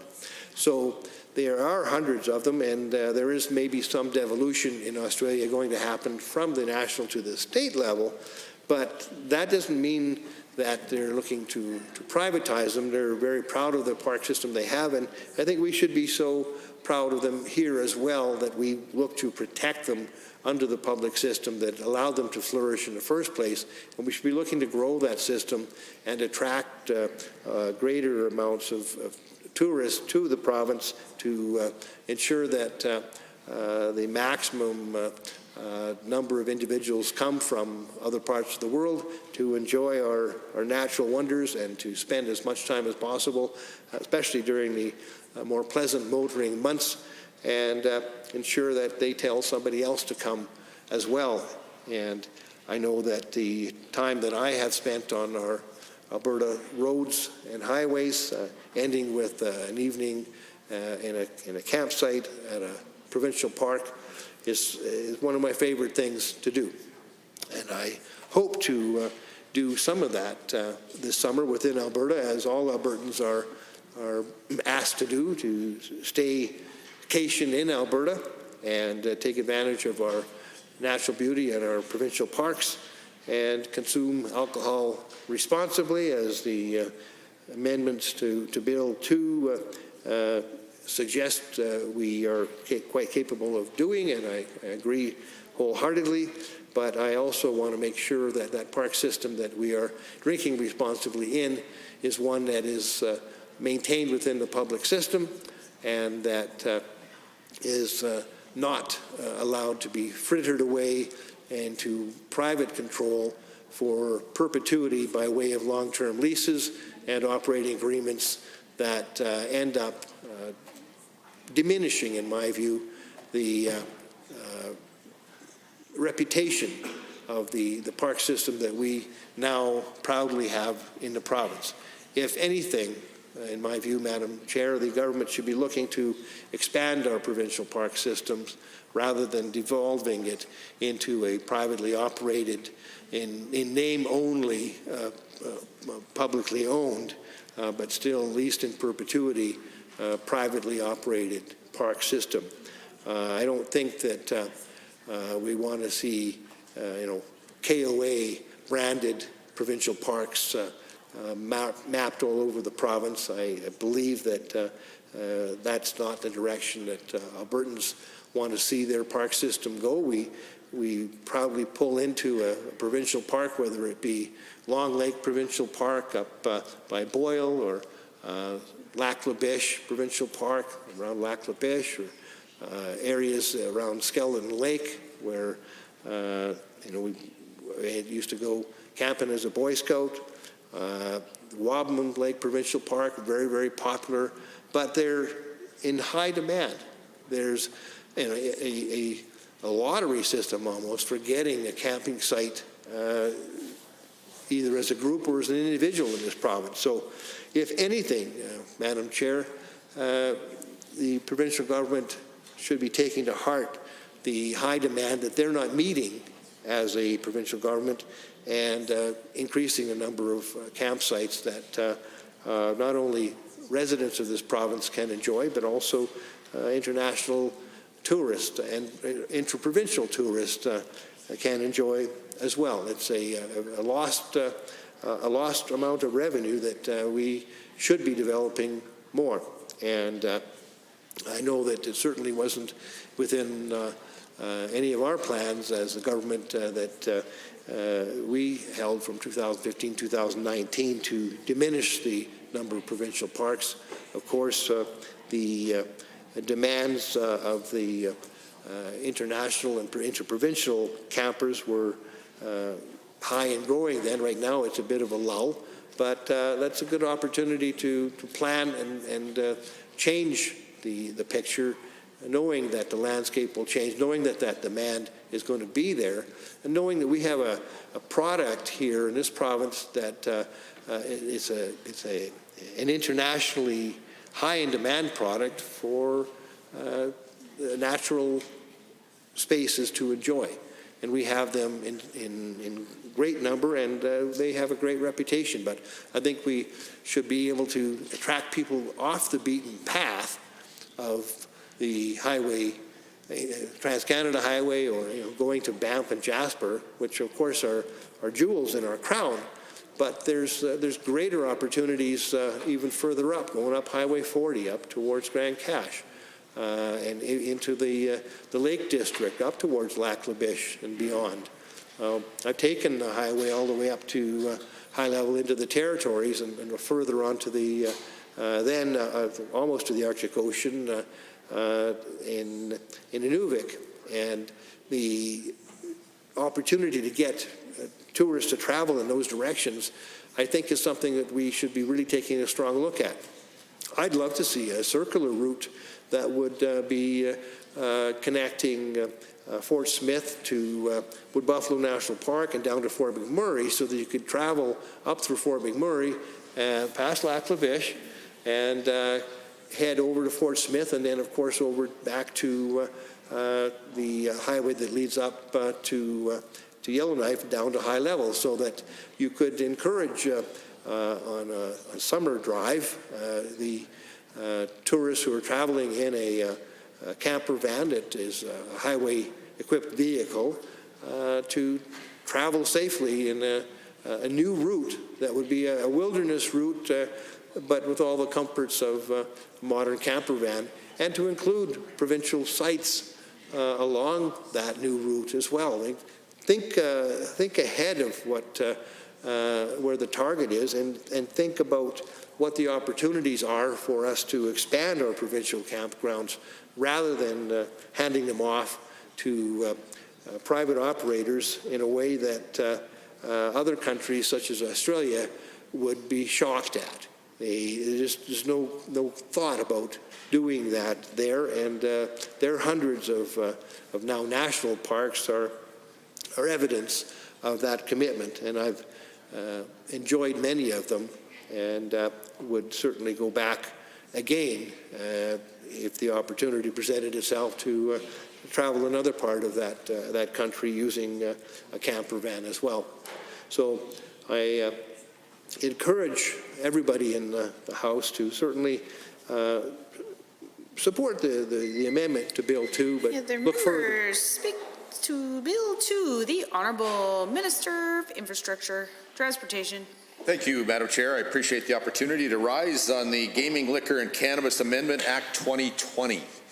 It's good to see the folks across the aisle are going to support it, and yet they for some reason they can't stop talking smack about it. The problem is they're not that well organized when they're talking smack about it, Madam Chair.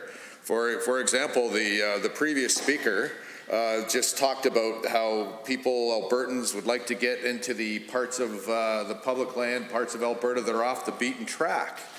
Well, Madam Chair, I will remind the honourable member that when the NDP was in government, their environment minister was going to sterilize and essentially not allow any people in the entire West Country, the whole part that's off the beaten track, effectively attempted to sterilize the whole castle, the part of southern Alberta that was off the beaten track. Wow. The very things that the member that just spoke said where Albertans would like to go. Well, under this government, they're going to get to go there.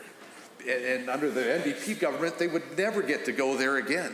It's so your wish is granted, honourable member. And to the member that spoke before, he complained about beer and bragged a little bit about the great job that he did at trying to support brewers. And I don't doubt that the honourable member was trying to support brewers. The fact is, Madam Chair, the honourable member just wasn't very good at it.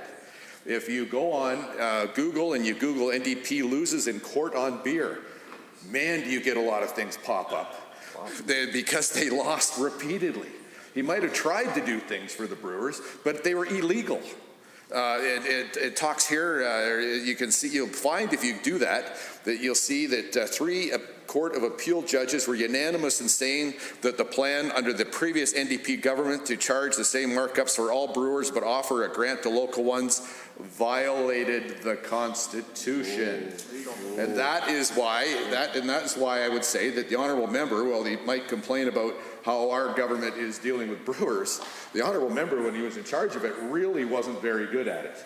And in fact, if you look further under NDP loses in court on beer, that's for the folks at home. Just Google this. NDP loses in court on beer. You'll find lots of hits because they lost on beer several times because they weren't very good at supporting brewers. And in fact, they lost at the Court of Appeal. Alberta's top Court of Appeal dismisses beer battle appeal. In fact, we tried to tell them in opposition, maybe you should do this in a way that doesn't break the law. But they wouldn't take our word for it. They wouldn't take anybody's word for it. In fact, they went back to the court where they lost, and they lost again in their own court on an appeal. So I would say that the honourable member from Calgary-Buffalo may not like the way we deal with brewers, but we haven't actually been called, our efforts haven't been called illegal yet by judges at repeated times. So further, I remember talking about what the difference between what we do and what the NDP does. In fact, the honourable member, the Minister of Environment and Parks, has said several times when asked in question period why we're doing some of the things, well, under the NDP, at great expense, they were having firewood flown into some of the campsites in a helicopter.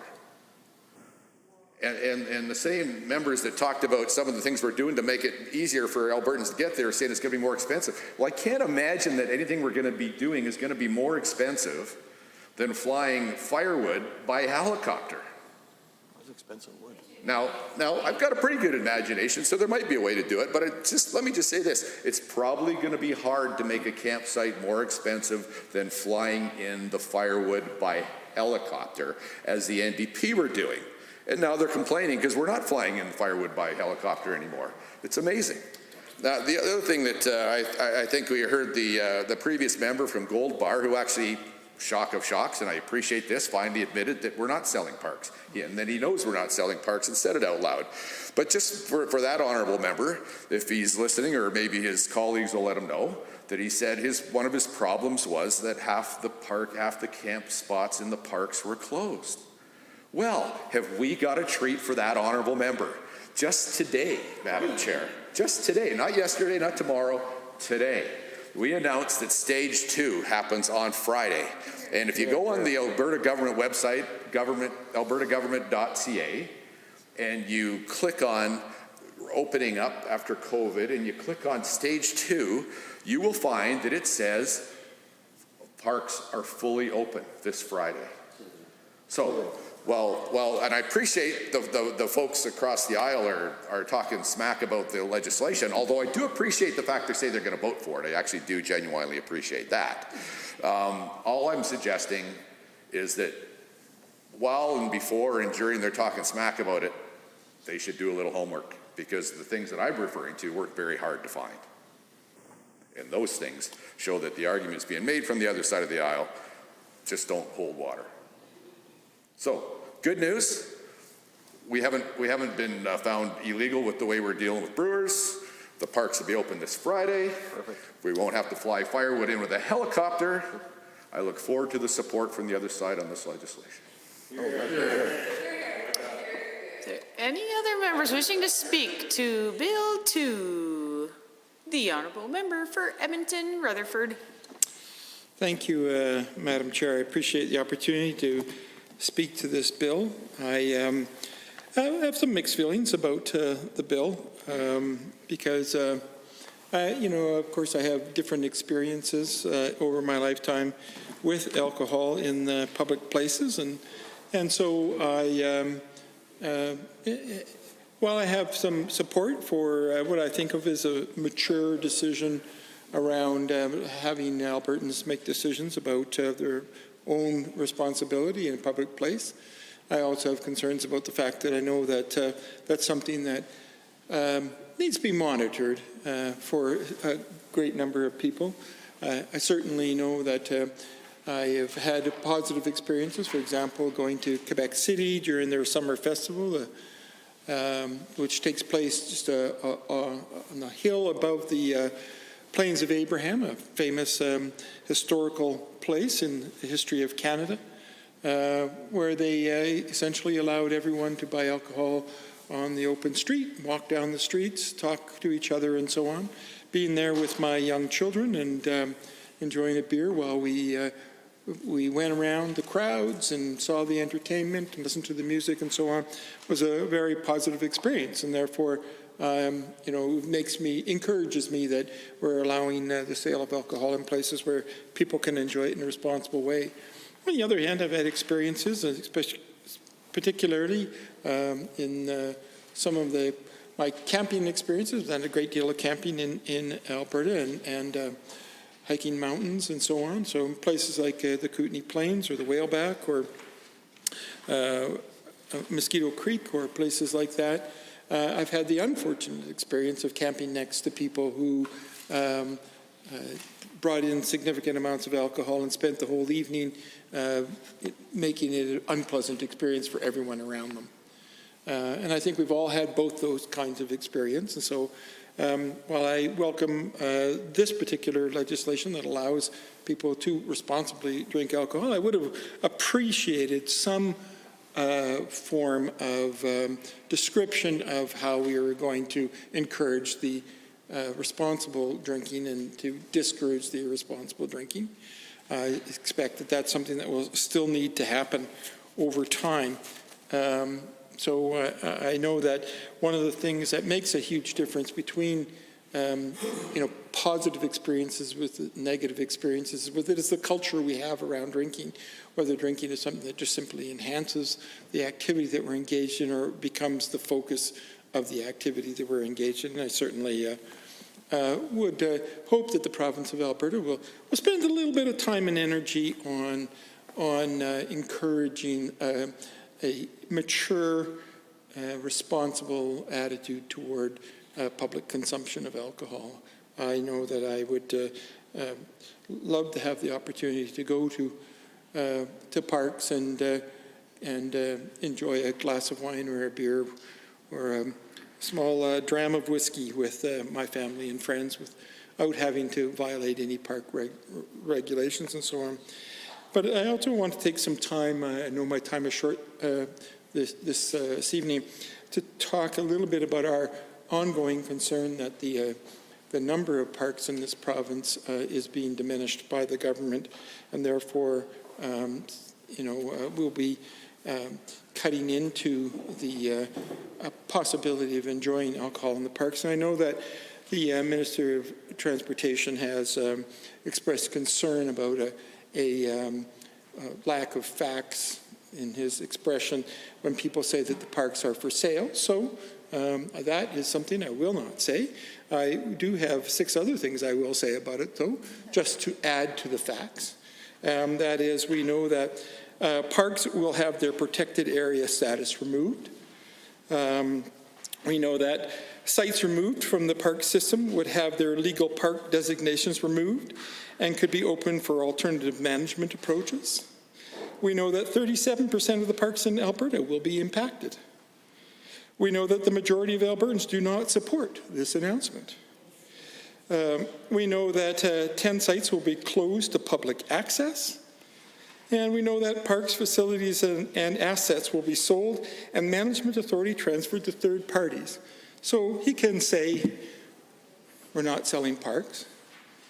And I guess I will concede that fact to him, but I think then he needs to concede the other 6 facts that I've just read out. That in fact, what we are doing is moving a system of public parks to a system of privatization, therefore restriction of parks, selling off assets, and taking away the restrictions and the regulations which protect those parks, so that ultimately one day it is possible that some of that land will actually be sold completely into private interests. All of those are facts. And I think it's important that they be on the record at this time.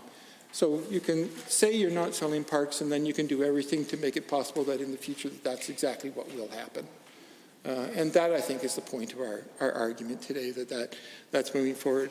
And I know that the minister enjoys, telling the off tale about firewood being brought into some parks in a very expensive way. And I appreciate that if that kind of thing has happened for some particular reason, that we may make a choice to stop doing that kind of thing.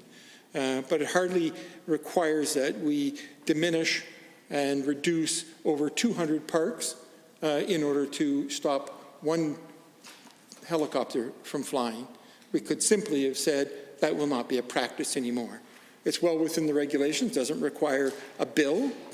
And for whatever reason, something like that may happen. I don't know the circumstances. Perhaps, in fact, it was not flying firewood into the parks. Maybe it was doing the inspections and the park protections that are necessary. And while they were doing it, they threw in some firewood so it would be available. But I would hope that the minister was not misleading us in terms of the intent of how that firewood happened to be on a helicopter. But I know that if it was a problem, could be addressed by simply changing patterns, behavior, and changing practices and regulations. So having said all of that, I do hope Albertans enjoy the opportunity to consume some alcohol in a park in a responsible way, that the government supports that responsible new culture of alcohol consumption that isn't about being a yahoo and wrecking everybody else's enjoyment, and that the government take responsibility for the facts that they are diminishing the number of parks and affecting 37% of the parkland status in this province through their misguided legislation. Thank you. Any other members wishing to speak to Bill 2? Seeing none, shall I call the question on Bill 2, the Gaming, Liquor, and Cannabis Amendment Act 2020. On the remaining clauses of the bill, are you agreed? Agreed. Any opposed? Carried. On title and preamble, are you agreed? Agreed. Any opposed? Carried. Shall the bill be reported? Are you agreed? Agreed. Any opposed? Carried. The Honourable Minister of Transportation. Okay, thank you. Madam Chair, is there anything else we need to do with Bill 2 at the end of Committee of the Whole, or we complete all of that? Report. Okay, then I move that we rise and report. Thank you. Having heard the motion to rise and report on Bill 2, all those in favor, please say aye. Aye. Any opposed, please say no. So carried.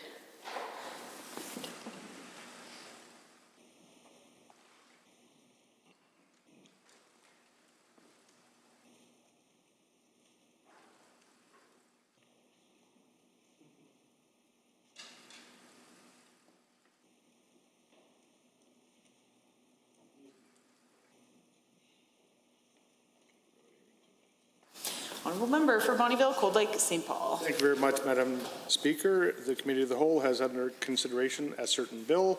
The committee reports the following bill with some amendments. Bill 2.